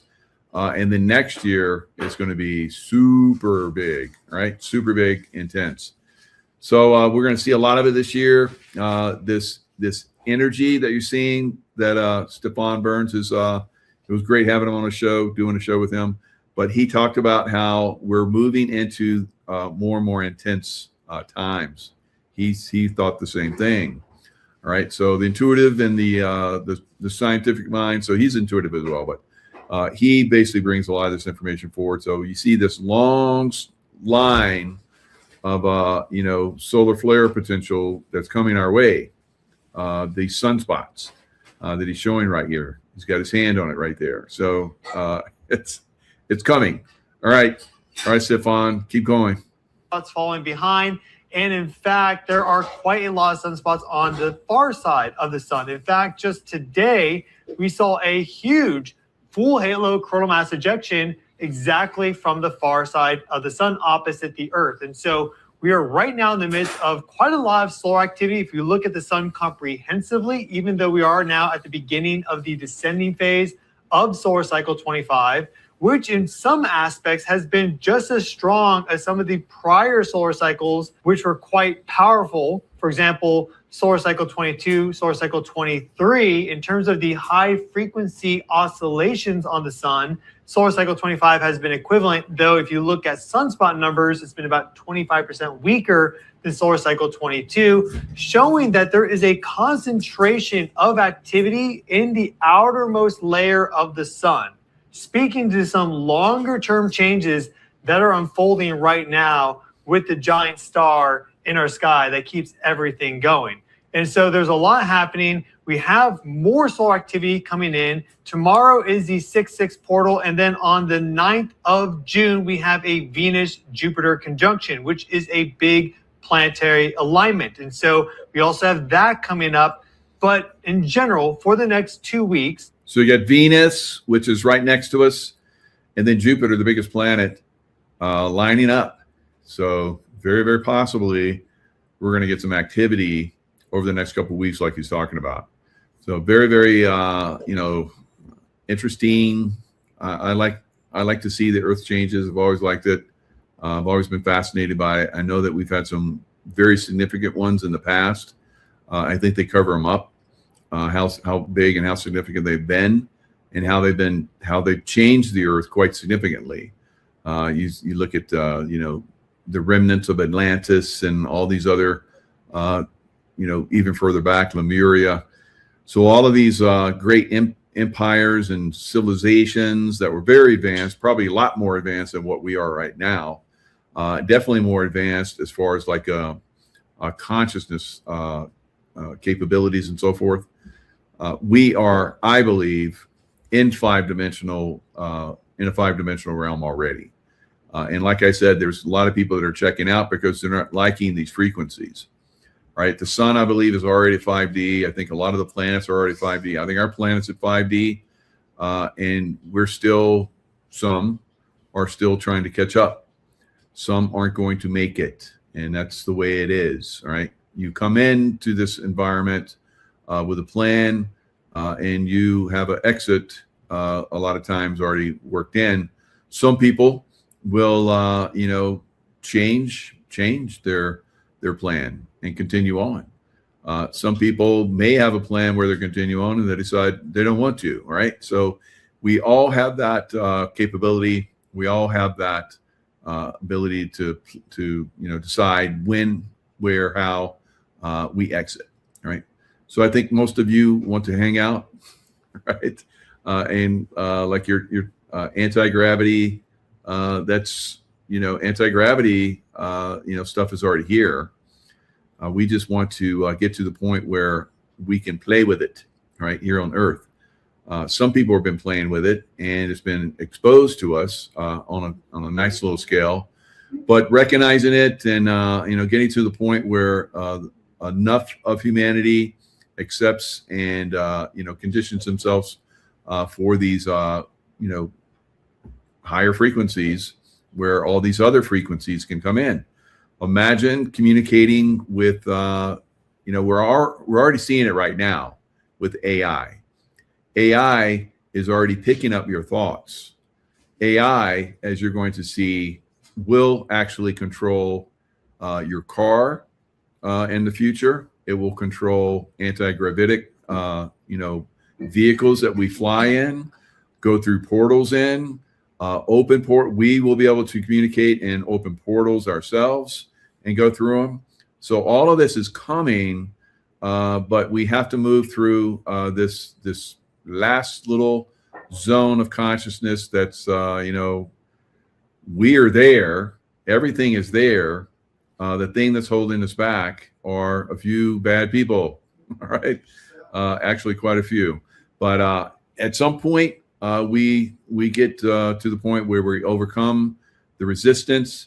We reach a tipping point, and we move into these higher fields of consciousness and vibrational fields, and then we get to play with all these high-tech toys that are out there waiting for us. All right, so that's some of the stuff that's coming.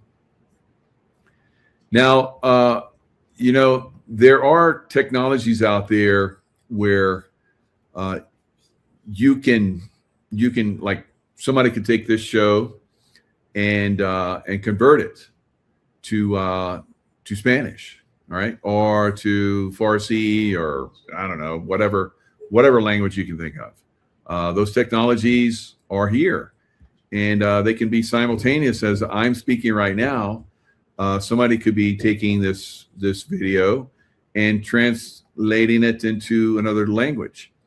So you might have seen this video, Patriot Street Fighter, Scott McKay, Josh Reed, and I.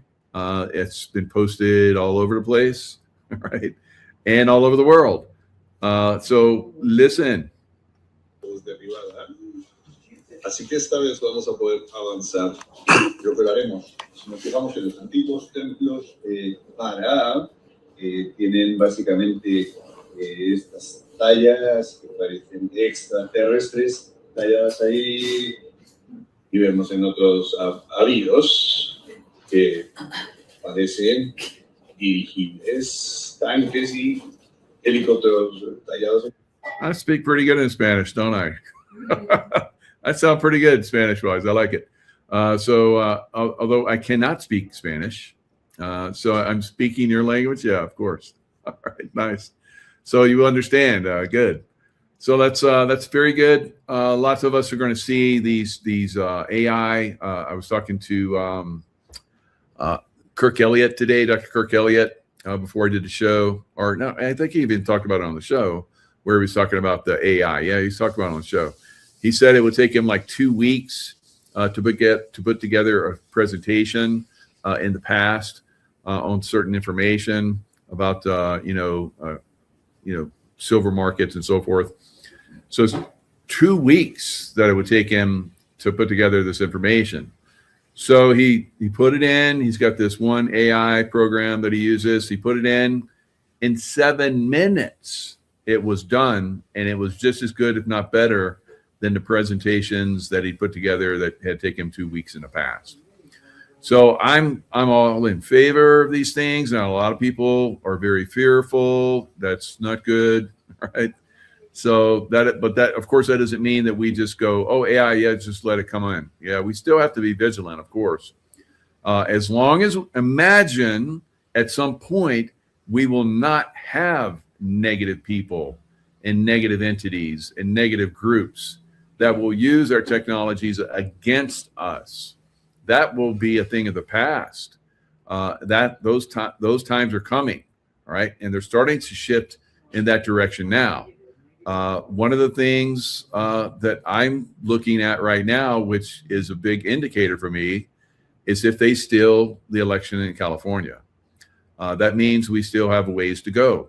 Now, if we turn that around and expose the corruption, the graft, all the bullshit that goes on in California, if we do that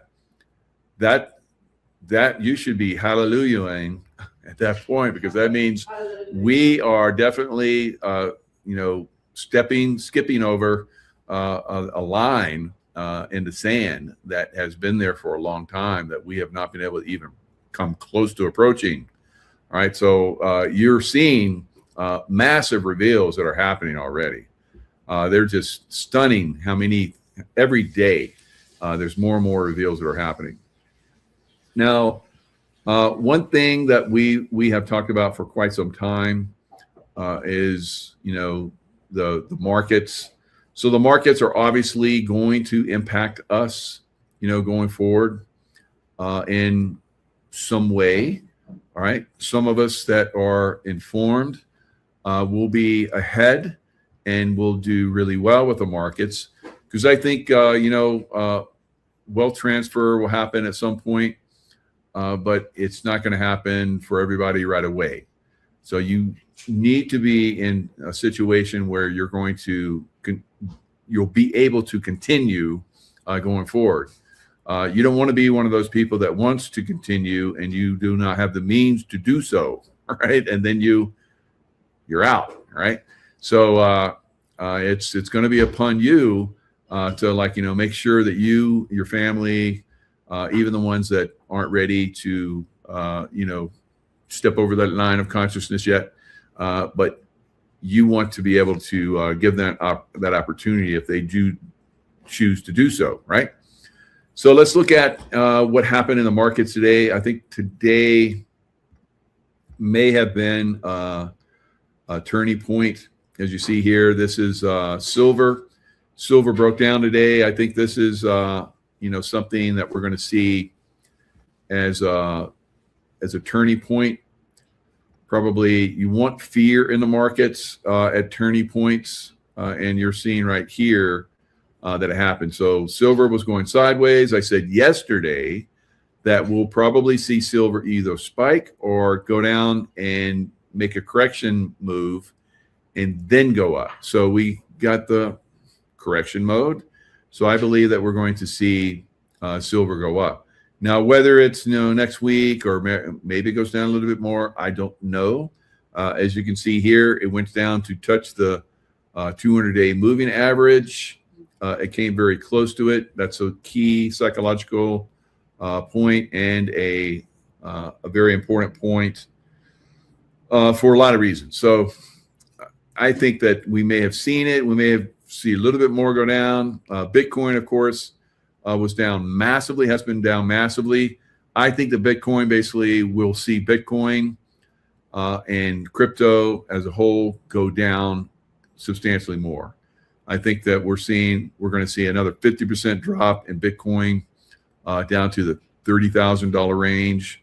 XRP down to like 60, so almost another 50% for XRP as well. So that's going to be a buying opportunity. Now, will it do that, as the market goes up, or will Bitcoin go back up again? I think there's a possibility that we'll go back up again.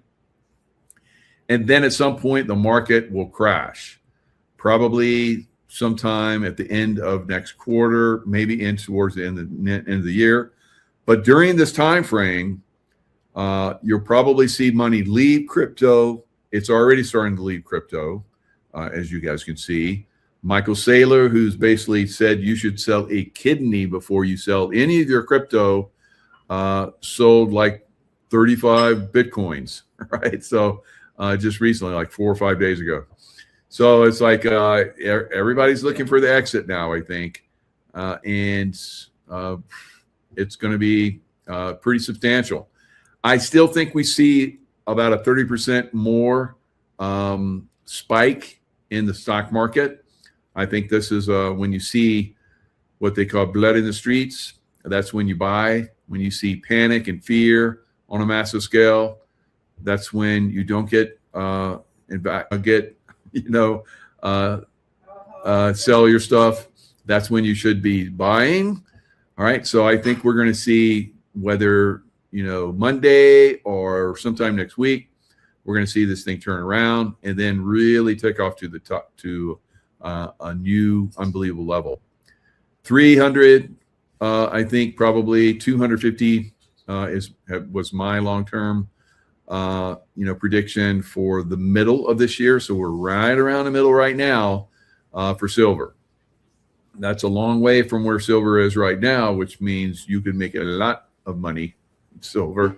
At the end of the year, possibly 500. It might take another month or two on the other side of December, but I don't think so. I think we're going to see 500 by the end of the year. So that could change, of course. We could have a comet hit us. We could have the Iran finally shoot a nuclear missile at us. Who knows? So I don't think that's going to happen. I think we're going to see things go substantially upwards, and it will be just like the dot-com bubble bust, where the NASDAQ broke down 81% at its low. I think we see at least that much, and possibly down as far as 85 to 90% on the NASDAQ. So that's been my long-term prediction for several years now. And we will probably see that. I don't know. Is it going to be this year?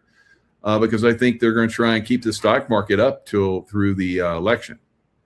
So we'll see. We'll see when this happens, but it'll be substantial, the earning potential that you'll have being in precious metals, right?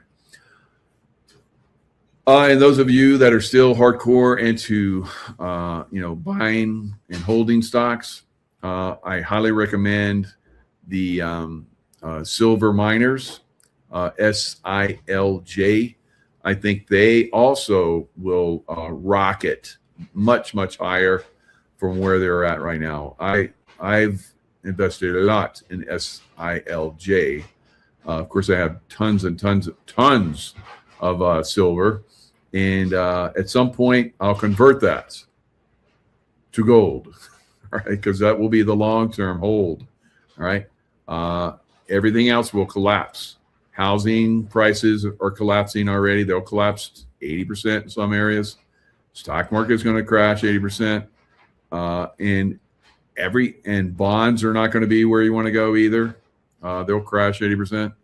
So you'll want to go to silver and gold because that's where, throughout history, everybody goes. So when everything else doesn't work, crypto won't work, the stock market won't work, housing won't work, and there's only one other thing. That's precious metals. It has worked throughout time. That's right. High holds silver away. So we're going to see that awayness happen on a massive scale. All right, so this is David Hunter. He's the guy that I've been following for a long time. He's been extremely accurate in his predictions. He keeps raising the amount that he sees for gold and silver in the future. But short term, he sees, somewhere around, I think he said 200-ish short term. So I predicted that we would see 150 before they came in and crashed the market in, I think it was January 28th. And that's the short 8 banks are holding short positions on a massive scale. They're the ones that are controlling silver. They're going to lose that control soon. And then we're going to discover what the real price of silver is. And that's going to be very scary for a lot of people, because it's really going to take off. But for those of us who've been waiting for this, we're going to be quite happy. All right, so David Hunter. Our talk, because silver went to 125, and I had done another podcast that week that it got there. I said, silver's in a parabolic run. I don't think it's the end of the cycle, even though that's usually a cycle end. I said, but it's due for, you could see a 35 or 40% pullback in silver, and gold could do something, 28% or something. And sure enough, it corrected more than that. I mean, silver went down 50%, in the next couple of weeks, or next, certainly a big part of that 50%. And then, and so I raised my targets in February on that sell-off, because silver went 65 or 6 overnight. I raised my target from 125 to 180. So again, we had just raised it to 125 in January, my January letter, and 3 weeks later, or 4 weeks, 3 weeks later, probably, I was doing 180. I raised my gold target from 5,500 to 6,800. And then we've gone through from that top in late January. All right.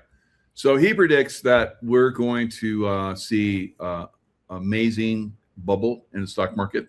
He's been predicting this for like 5 or 6 years, something crazy. And I've been watching him. He's been spot on. He sees silver at least going up to, like he said, to 180. I think it's going to go a lot higher. He even says later, he says, I'm probably very much underperforming or understating what that's probably going to be. So I believe it's going to be 300 to 500, and so do a lot of other experts out there. So we'll see. It is a long term. If you're in it, we're in the first early stages of the silver bull market. We're only in a couple years. Usually last a good 8 to 10 years. All right. So during the next several years, there'll be ups and downs. There'll be more opportunities to add. There'll be opportunities for you to take profits and take those profits and buy beat down assets. The crypto space, housing space, stocks, bonds, whatever you want. Everything's going to get ultra hammered, right? But silver and gold will go up, and you will have an opportunity of multi-generational lifetimes, all right, going all the way back to the 1929 era, because we're going to have a similar era coming up where you're going to be able to buy on a very, very substantial basis some of these beat down, assets. So hang tough, get ready to be well rewarded for, investing in silver for all this time. And if you haven't, it's still not too late. And those of you that are still holding on to your portfolios in the stock market, I've had, several people laugh at me not several, but there's been a few in the chats that have laughed. I'm like, it's near its all-time high. I think it's going to go a lot higher. Like I said, it's at 51 right now, probably up to 65. It's at 51,000, probably up to 65,000. The S&P 500, 9 to 9,500. So substantially higher than what it is right now. Like I said, 30% more in the stock market from where it is at right now. NASDAQ, could be, plus 50 or 60,000. So when that drops, that volley drops, it's going to be, the 80, 85% or 90%, depending on, what the market really goes through. It's going to be an epic downturn. Could be a good opportunity to short the market, so that's kind of my intention. Once I see that it is definitely going down, I'll probably enter some short positions and, take advantage of that as well. All right, guys. What else do I got here? Oh, yeah, I got to talk about this. All right, so Prince Andrew, the pedo, Epstein, bro. So we got a lot of these Epstein bro people. It's like our elite class is the Epstein class. All right, and here we have Prince Andrew right here. He joined the Black Eye Club, as you guys can see here. So somebody said, I wonder which lucky person had the chance to give him that. Well, he probably went through a ceremony, and I guess they decided he's still one of theirs, so they gave him the Black Eye Club. All right, so this continues. These people that manipulate us or try to manipulate us are going to fail and are failing, as he did. All right, so he got exposed, and they basically, put him out there to take the heavies, and they're like, no harm. We had to sell you out because, and we're happy that you accepted that, and you didn't whine, you didn't cry, you didn't tell. So here's a black eye for you. Oh, thanks. I'm in a club now. Wow. I had to go through all that, and that helped me join the club. So obviously they're still out there. They're still playing their little games. They're in our face with their little games. We know they're Black Eye Club, but can we make a difference? Of course we can. We can expose them and continue to expose them, and that gets to the point where they don't like that. They don't like to be joked, and they don't like to be exposed for what they really are. So we continue to do that, and we continue to, basically ostracize them. At some point, they'll be held accountable, and that'll be the end of that. But as long as they're out there doing the Black Eye Club stuff, guys, that's another reason we don't advance, because we have this horrific group that's, playing games with us and playing games over a lot of things that we have. Now, of course, we can build a new society, which is what we're doing, and basically build another complete society, parallel what they're doing, and eventually they die out because they need us. They have to have us. And then we basically isolate them more and more, and isolate them more in prisons and gallows and firing squads and all the things that I want to see. But I don't know at what point they happen. I keep hearing they're coming, or maybe they're happening behind the scenes, but I sure want to see it. Right? I want to see all of them go. All right, guys, lots of love. Stay in the love vibration, and I will see you guys next time. Restored Republic via GCR.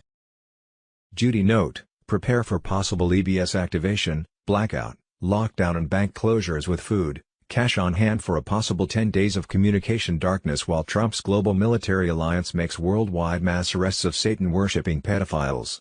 White hats are in charge. Trust the plan. Julian Assange, the goal is to use Israel, Venezuela and Ukraine to wash money out of the US and European taxpayers and back into the hands of transnational elite. The goal is an endless war, not a successful war. See possible timing. On Thursday, June 4, 2026, 1:07, JFK Jr. said that there was a 48-hour blackout to prepare for Jazar wealth drop. Stock food, cash as banks go dark in a 10-day transitioning. EBS, blackout, martial law, lockdowns. Thursday, June 4, 2026. The storm is upon us. Within the next 48 hours, the 7 trumpets will sound on every phone, tablet and communication device on Earth. Temporary martial law is now live, white hats in full control. 10 days of communication darkness incoming with internet down and banks offline. But fear not, the military Starlink apps has already been deployed for secure emergency contact. Over 50,000 deep state traders already loaded onto convoys headed to Gitmo's new expansion wings. Controlled blackouts across the globe, timed, targeted, deliberate. Layers of martial law will protect while the old system is silently dismantled. Mass arrests that don't look like mass arrests, sudden resignations, health issues, flight cancellations, disappearing press events, martial law on Telegram. At 5:05 a.m. EST on Thursday, June 4, 2026, humanity reset with final confirmation codes transmitted through the quantum financial system Lattice, Tier 4B ISO 20022 on Telegram. A secure trinity of nodes at Mount Cheyenne, St. Petersburg and Uluru reported zero interference. The system was sealed. The future, locked. The banks you once feared, gone. The chains of credit slavery, snapped. In their place was a living system, encrypted by light, responding only to heart frequency and truth. Declassified Gitmo documents confirm that the U.S. has been operating under emergency military governance since 2021. Trump never left. He entered a higher command. Now, with the final keys turned, the real republic is returning. Every major capital is on alert that London, Vatican and Brussels have been stripped of diplomatic shields. Special forces were moving in under EBS cover with targets acquired, names you know and faces you trusted. It's over. But for you, it's just beginning. The age of deception has collapsed. The age of sovereignty has risen. Welcome to the other side of the storm. Thursday, June 4, 2026. Imminent what is coming. Tier 4B ISO 20022 on Telegram, worldwide blackout and rolling waves. Not every city at once. It will look random. It is not. Martial law overlay to keep streets quiet while the old rails are drained. Flight delays, cancelled pressers. Global currency reset that flips value from paper promises to asset weight. Freedom from cabal debt as legacy ledgers convert to zero or fulfilled. What you'll see first: 1. Local power flickers followed by identical maintenance notices across unrelated providers. 2. News channels looping the same frame. No live panels. No calends. 3. Payment apps timing out at login, then reopening with a new terms screen. 4. Airport boards that show on time while terminals are held at the gate. 5. A short tone on radio and TV, then a quiet screen. Do not panic. That is the bridge. What IT means, the blackout is the curtain so the crew can change the set. Martial law is the lock so no one runs the old tricks. The arrests are the receipts that everything you suspected was not only real, it was systemic. The currency reset is the power cord finally plugged into the right outlet. Debt freedom is the first breath after years underwater. How to move through IT. Charge devices now. Screenshot critical info. Keep one device in airplane mode. Turn off auto updates after the first tone. You do not need a surprise patch mid-sequence. Cash on hand for 72 hours. Water, light, calm. Do not chase rumors. Markers will be simple in public. Markers I will post. Market feeds that return data void for more than 6 minutes. Government portals that show 888.88 or 0000.00 in place of numbers. The first tribunal docket timestamp. You will know the names. QFS wallet prompts that pair to biometric identity without SSN, Jazara credits labeled reconciliation or fulfilled. After, when screens return, Balances will not look like yesterday. Student debt and revolving credit show closed. Mortgage entries say fulfilled or reconciled. Pension values float to a gold index instead of dollar inflation. You will feel the room change before you understand why. Do not let fear write the story for you. The cabal sold you a lifetime lease on your own future. That contract is about to be void. Stay here. I will call the markers as they land. If this channel goes quiet, it means the broadcast grid has taken custody and the sequence is live. Hold your position. Breathe. Watch the quiet. G Global Currency Reset, Nizar Jazara Definition and History, Nizar/Jazara, United States of America, Thursday, June 4, 2026, Gold dethrones the king, ECB confirms barbarous relic has overtaken treasuries as top global reserve asset. Thursday, June 4, 2026 Bruce, The Big Call, on Friday, June 5, 2026 the Clarity Act for XRP cryptocurrencies tied to the quantum financial system could be announced as passed. President Trump's face will be on a new $250 US note. All currency to be revalued will show up on the Forex on evening June 7, 2026. That will be considered the global currency reset. A source said that everything pops on Monday, June 8, 2026. That could refer to Tier 4B, US, the Internet Group, notification to set appointments and disbursement of tariff dividends, $2,000 to $4,000. Thursday, June 4, 2026 bank shutdowns mask the final transfer, Tier 4B ISO 20022 on Telegram, high security operations were moving at full speed. Unmarked convoys were leaving federal complexes at night carrying sealed containers and classified files to underground military facilities. Treasury insiders report massive data migrations from legacy bank servers into QFS nodes. Accounts being reconciled and hidden assets tagged for public release under Nizar/Jazara. IRS central databases offline. Teams inside buildings cataloging evidence of tax fraud, black budgets and secret slush funds. Every dollar will be tracked and exposed. In several states, federal courtrooms were dark, but not empty. Night sessions held under military oversight. Sealed indictments being unsealed and resealed ahead of mass disclosure.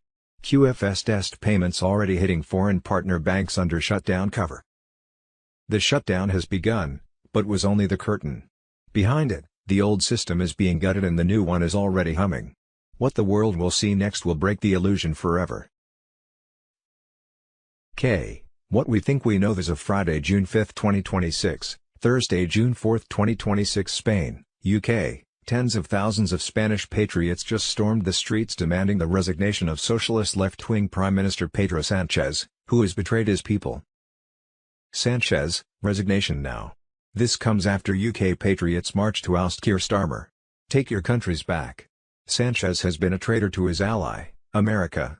Time for Spain to wake up. Nizar on Telegram. Thursday, June 4, 2026. This is a prime example of fraud and waste inside California's homeless industrial complex.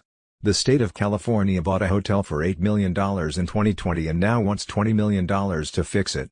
That is $625,000 per homeless person, with 6 years later nothing to show. Dark to light now on Telegram. Thursday, June 4, 2026. Breaking special report. Trump signs powerful executive order to shut down bank accounts used for. Thursday, June 4, 2026. Breaking now. Commander-in-Chief Trump ready to veto war powers resolution if IT reaches the Oval Office. Thursday, June 4, 2026. Breaking special report. The Trump BB call. What London doesn't want you to know. And why London is panicking. Thursday, June 4, 2026. Military intel. U.S. military versus deep state and military-industrial complex, military coup versus counter-coup, 11.3 operations. This message is not intended to create sensationalism on social networks but to inform you of one of the biggest manipulations that humanity has ever known. All the evidence is in the latest version of my work, which I invite you to download and read. For the lazier ones and the very busy, the few pages of the conclusion and the links to the source documents will already enlighten you a great deal. And voter fraud. Thursday, June 4, 2026 South Dakota, election expert shows South Dakota officials that their election system is completely vulnerable to fraud. Loading the entire election system on a separate laptop, he is able to change passwords, decrypt data, manipulate, duplicate, or alter vote totals, outside the official, certified environment. The software isn't hardware-bound or encrypted in a way that prevents unauthorized use and was used in the 2020 election and many others. South Dakota, including Brookings County, has faced separate 2024 to 2025 complaints and petitions exactly about S&S, selling counties laptops not listed on the official EAC certificate for the certified version of the system. This violates state and federal rules. The White Hats on Telegram. Thursday, June 4, 2026, illegal migrants caught registering and voting through the Biden administration's own policies, NGOs, and other illegal methods, the 17th letter on Telegram. Executive Order 14,019 and loose interpretations of the National Voter Registration Act, Motor Voter Law, are forcing federal agencies and taxpayer-funded NGOs to hand out voter registration forms to non-citizens. Straight from the border, millions of illegal migrants released into the U.S. under Biden-Harris policies ended up receiving driver's licenses, work permits, and voter registration materials, creating a pipeline for fraud. Non-citizens are being given forms at DMVs, agencies, or NGOs and told to sign, turning them into unwitting or deliberate criminals while undermining U.S. elections. These tactics are then used to flood voter rolls to cook the books when committing election fraud. This is why they don't want to clean the voter rolls, whether they're considered active or not. They need to all be removed from the rolls. Our fraud. Thursday, June 4, 2026, Obama-Biden cronies caught stealing $29 billion in taxpayer cash. EPA Chief Zeldin drops criminal referrals to DOJ for massive green energy heist. Caroline Levitt on Telegram. John Solomon says EPA Chief Lee Zeldin just informed him that Obama and Biden administration officials ran a massive self-dealing scam, funneling $29 billion in green energy grants to their buddies.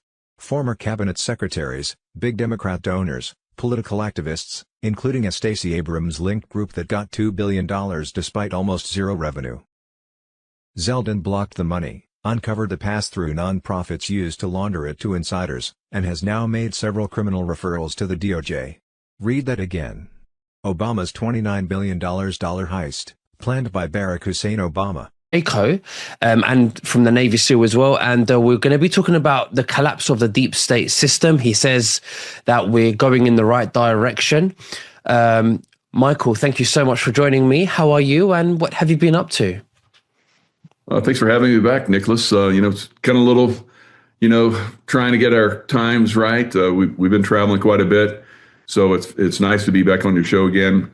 We've been doing a lot of traveling, doing a lot of talking, been on other people's shows like this, and it's a great time because we're seeing the collapse of the deep state, like we're going to be talking about. Absolutely. Now, when you say collapse of the deep state, how do you mean? Because there's so many people watching this right now thinking, why is Trump playing with it? Why is he working with, Israel, apparently? Why is he, seems to be, fighting Israel's wars? What do you think about that? Is that still, is he playing a bluff there? Is he playing Netanyahu? What do you think is going on there? Yeah, playing Netanyahu. So for the longest time, obviously, the Rothschild controlled Israel has been running a lot of, their own missions and so forth, using the United States, the deep state, basically, where the United States has been their military arm for a very long time. So Trump has flipped that. We're using Israel as our military arm, taking down Iran. So all the years, all the decades that I spent as a Navy SEAL and CIA, hunting terrorists and so forth, all of the terrorists that mainly we were going after were sponsored by Iran. So that money system is being destroyed by President Trump and the White Hats right now. And they're using Israel. So they flipped it. So now Israel is doing the bidding of the United States, the White Hats, instead of the other way around. So I know a lot of people still, feel that system is still in place because it's been there for so long, 40, 50, 60 years, however long it's been, we've been manipulated here in the United States. But now that system is flipped. But the deep state, they have, their ties within the media, the social systems and so forth. And they're still trying to present that Israel is the enemy. I guess they, Israel was great at one time, and now they're trying to flip it so they turn everybody thinking that the United States is being used by Israel. No, it's the other way around. So you're saying that the United States has now flipped it, and Trump and his administration are now using Israel. Absolutely. So they're taking down Hamas, taking down Hezbollah. I've been in Beirut. It was a mess there. Hezbollah was basically, slowly strangling Beirut, Lebanon as a whole. It was very sad because Lebanon, absolutely incredibly beautiful country, and everywhere the Islamists would take over, they turn it into a ghetto. So it was very, very unfortunate. I think that's being turned around now by the United States and the new puppet. We're no longer the puppet, but the puppet of United States, Israel.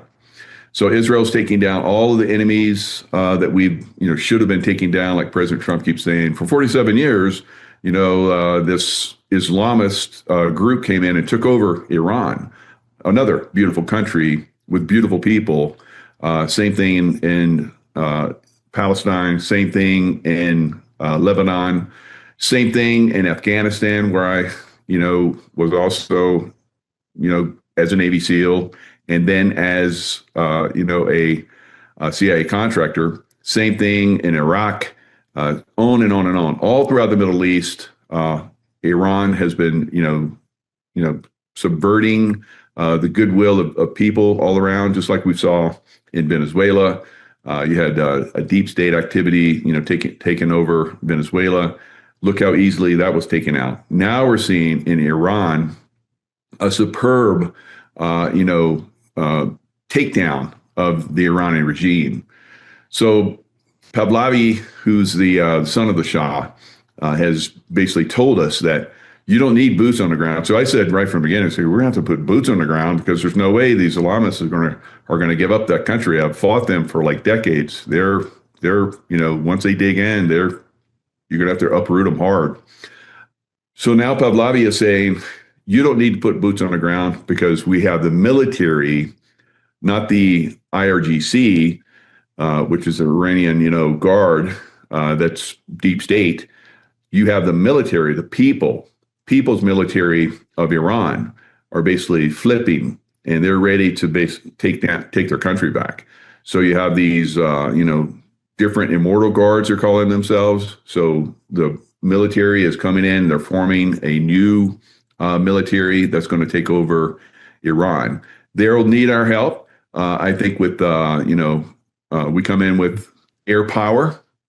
It'll be easy for them to take that down. It'll be the same thing at Cuba. We're going to take Cuba down just like we did probably Venezuela.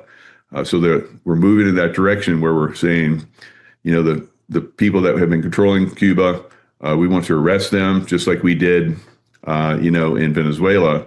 Once we arrest that person or go in and get them, then Cuba's going to fall because the people are tired of it. So once they have that manipulation removed, like we're going to see in Iran, then that whole system throughout the whole Middle East is going to collapse. Right. So all of these years that Netanyahu has been saying, the Iranian regime and more so the nuclear weapons, they shouldn't have nuclear weapons. Was he correct when he was saying that? Oh, yeah. I mean, you give a rogue country nuclear weapons, geez, they would have manipulated the world with that. But don't you think he's been saying this for years so that he can attack Iran and take over Iran like he wants to with Gaza, the West Bank, Lebanon? Yeah, and I know that's the argument a lot of people have. They've been saying this for decades, that we have to stop Iran from getting a nuclear weapon. And that was how they were able to, continue striking Iran and so forth.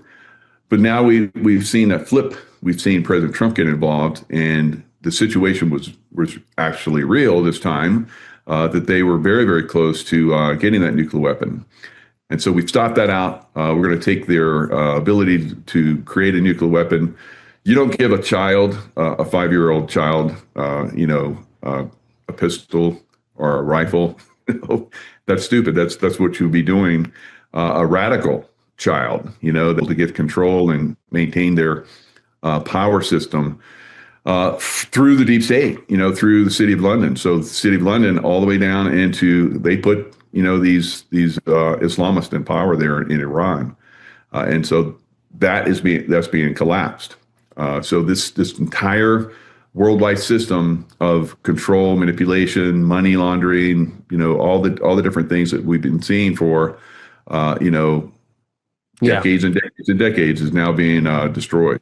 How about Israel? Are they allowed to have a nuclear weapon, and why don't they disclose if they do or not? Why are they allowed to have a nuclear weapon, but Iran is not?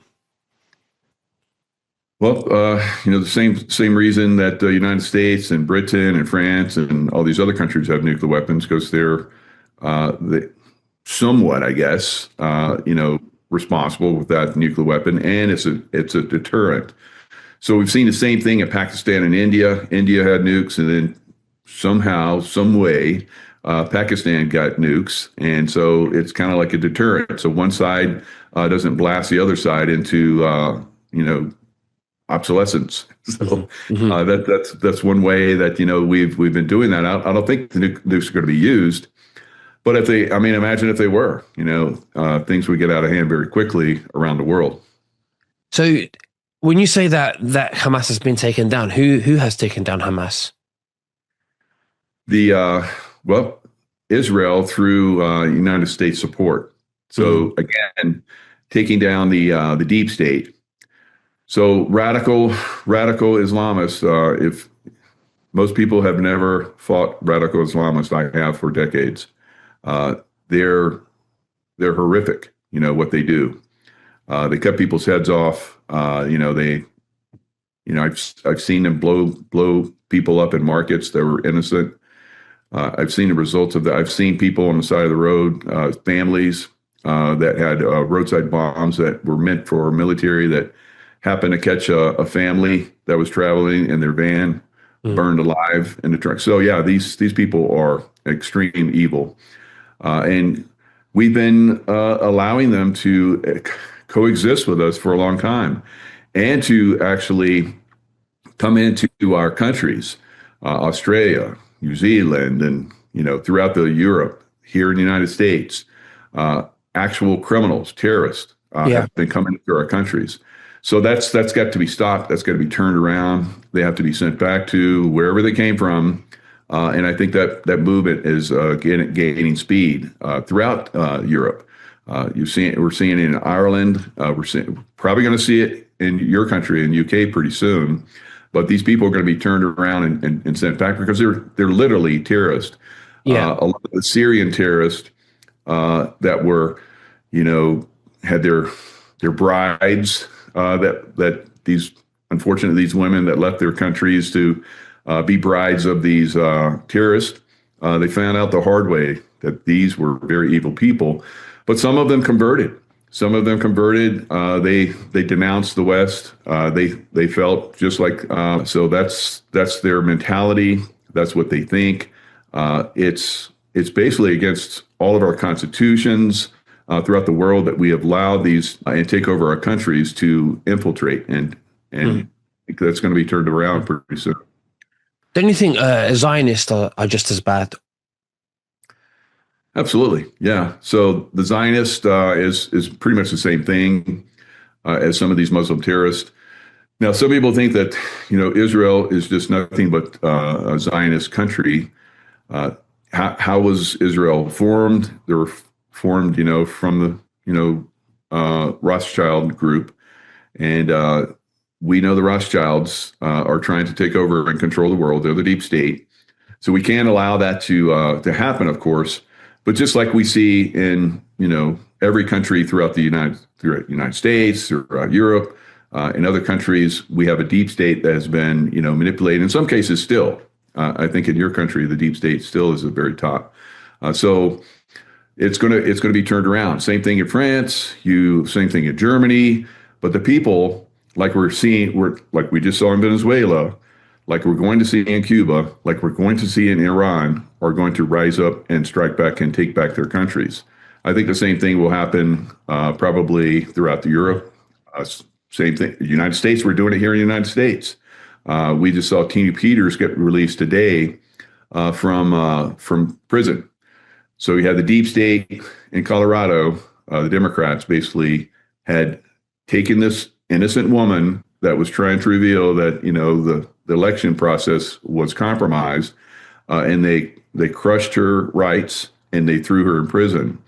Now she's free, and now they're starting to put together through the Department of Justice, basically a pushback on the Colorado governance.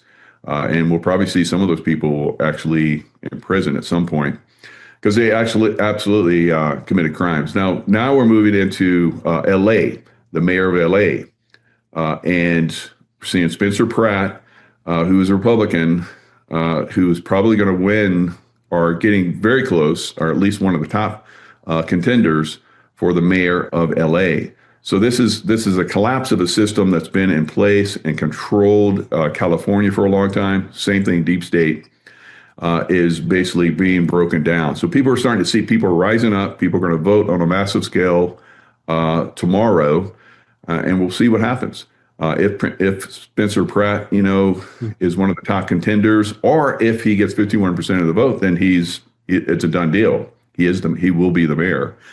So we're going to see that. We've seen, deep state, and I'm not just picking on Democrats, because we have the same thing in the Republican Party as well. We call them rhinos, Republican in name only, a uniparty.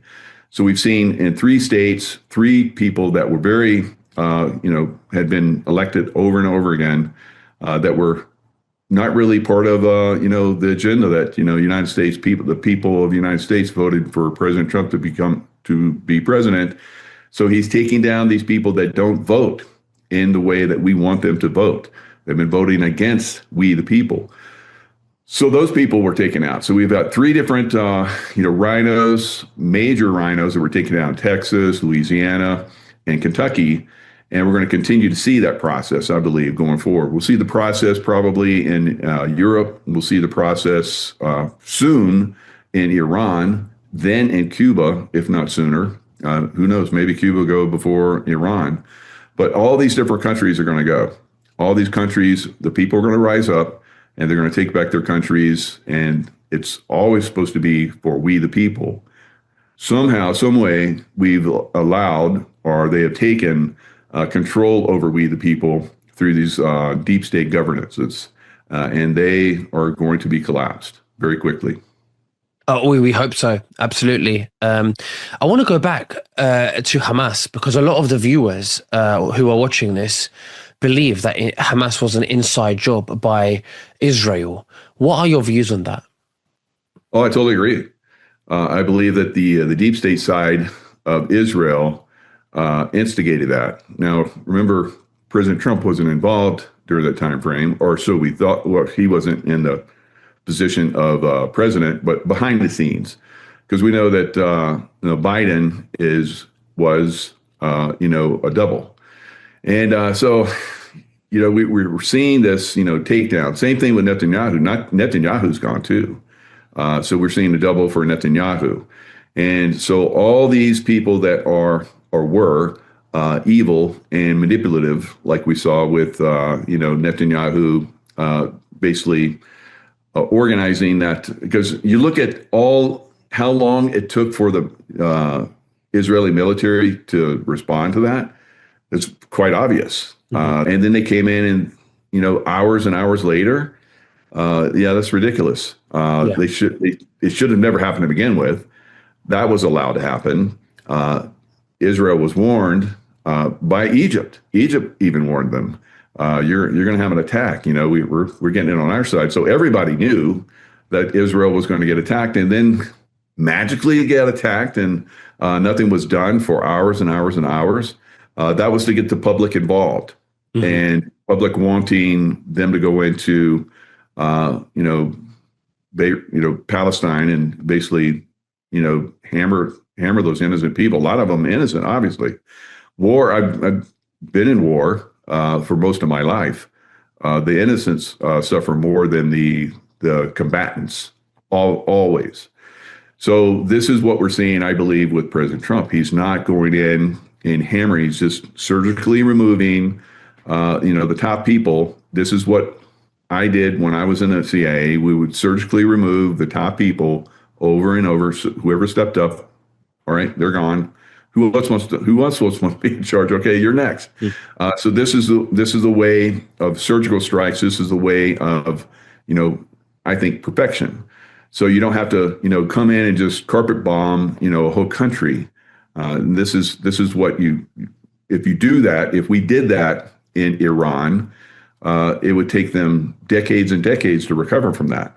So this way, it will be a very quick deal, just like we saw in Venezuela. So obviously, Iran has a lot more support, a lot more money and backing than Venezuela did. That's why it's taken a little bit more time, but we'll see this regime collapse.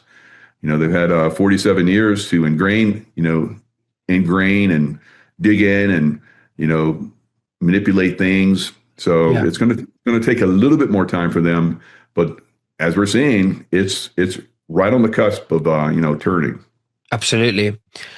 So, with this Islamic extremist, completely agree with how horrific they are. And obviously we know about the Zionists and the Rothschild and how they want to control the world. They want to, in fact, make the whole world Jewish. But for me, that's not really the real Jews. The real Semitic people are the Palestinians. They are the real Semites. And the real anti-Semitics are the Ashkenazi and Khazarian mafia who operate the state of Israel.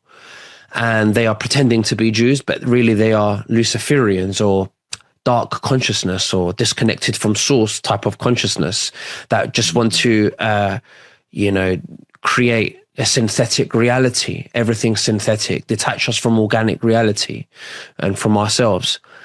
My theory, and I want you to tell me what you think.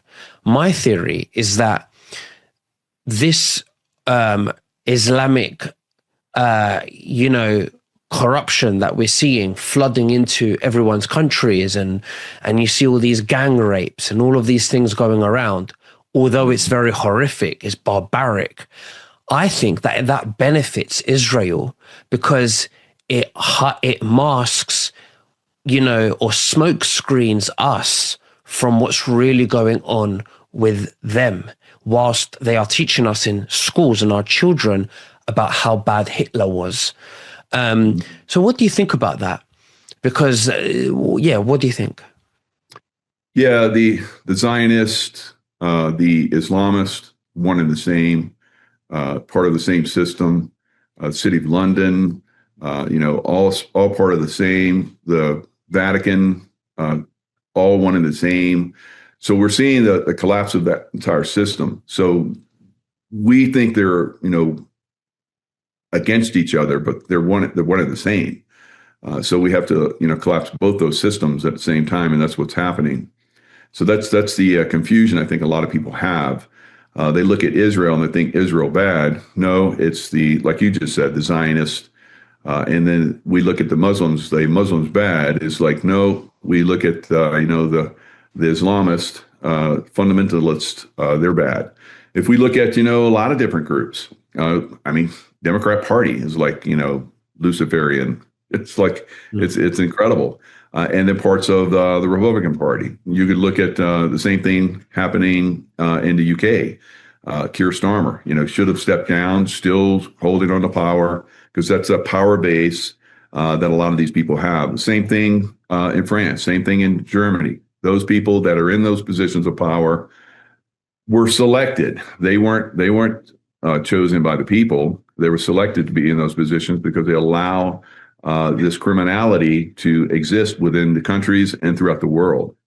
So understanding who are the people that are the real evil people, and then focusing on them instead of focusing on a group of people, this has been the way, throughout time. There was a time where in World War I, the Germans were evil, and World War II, the Germans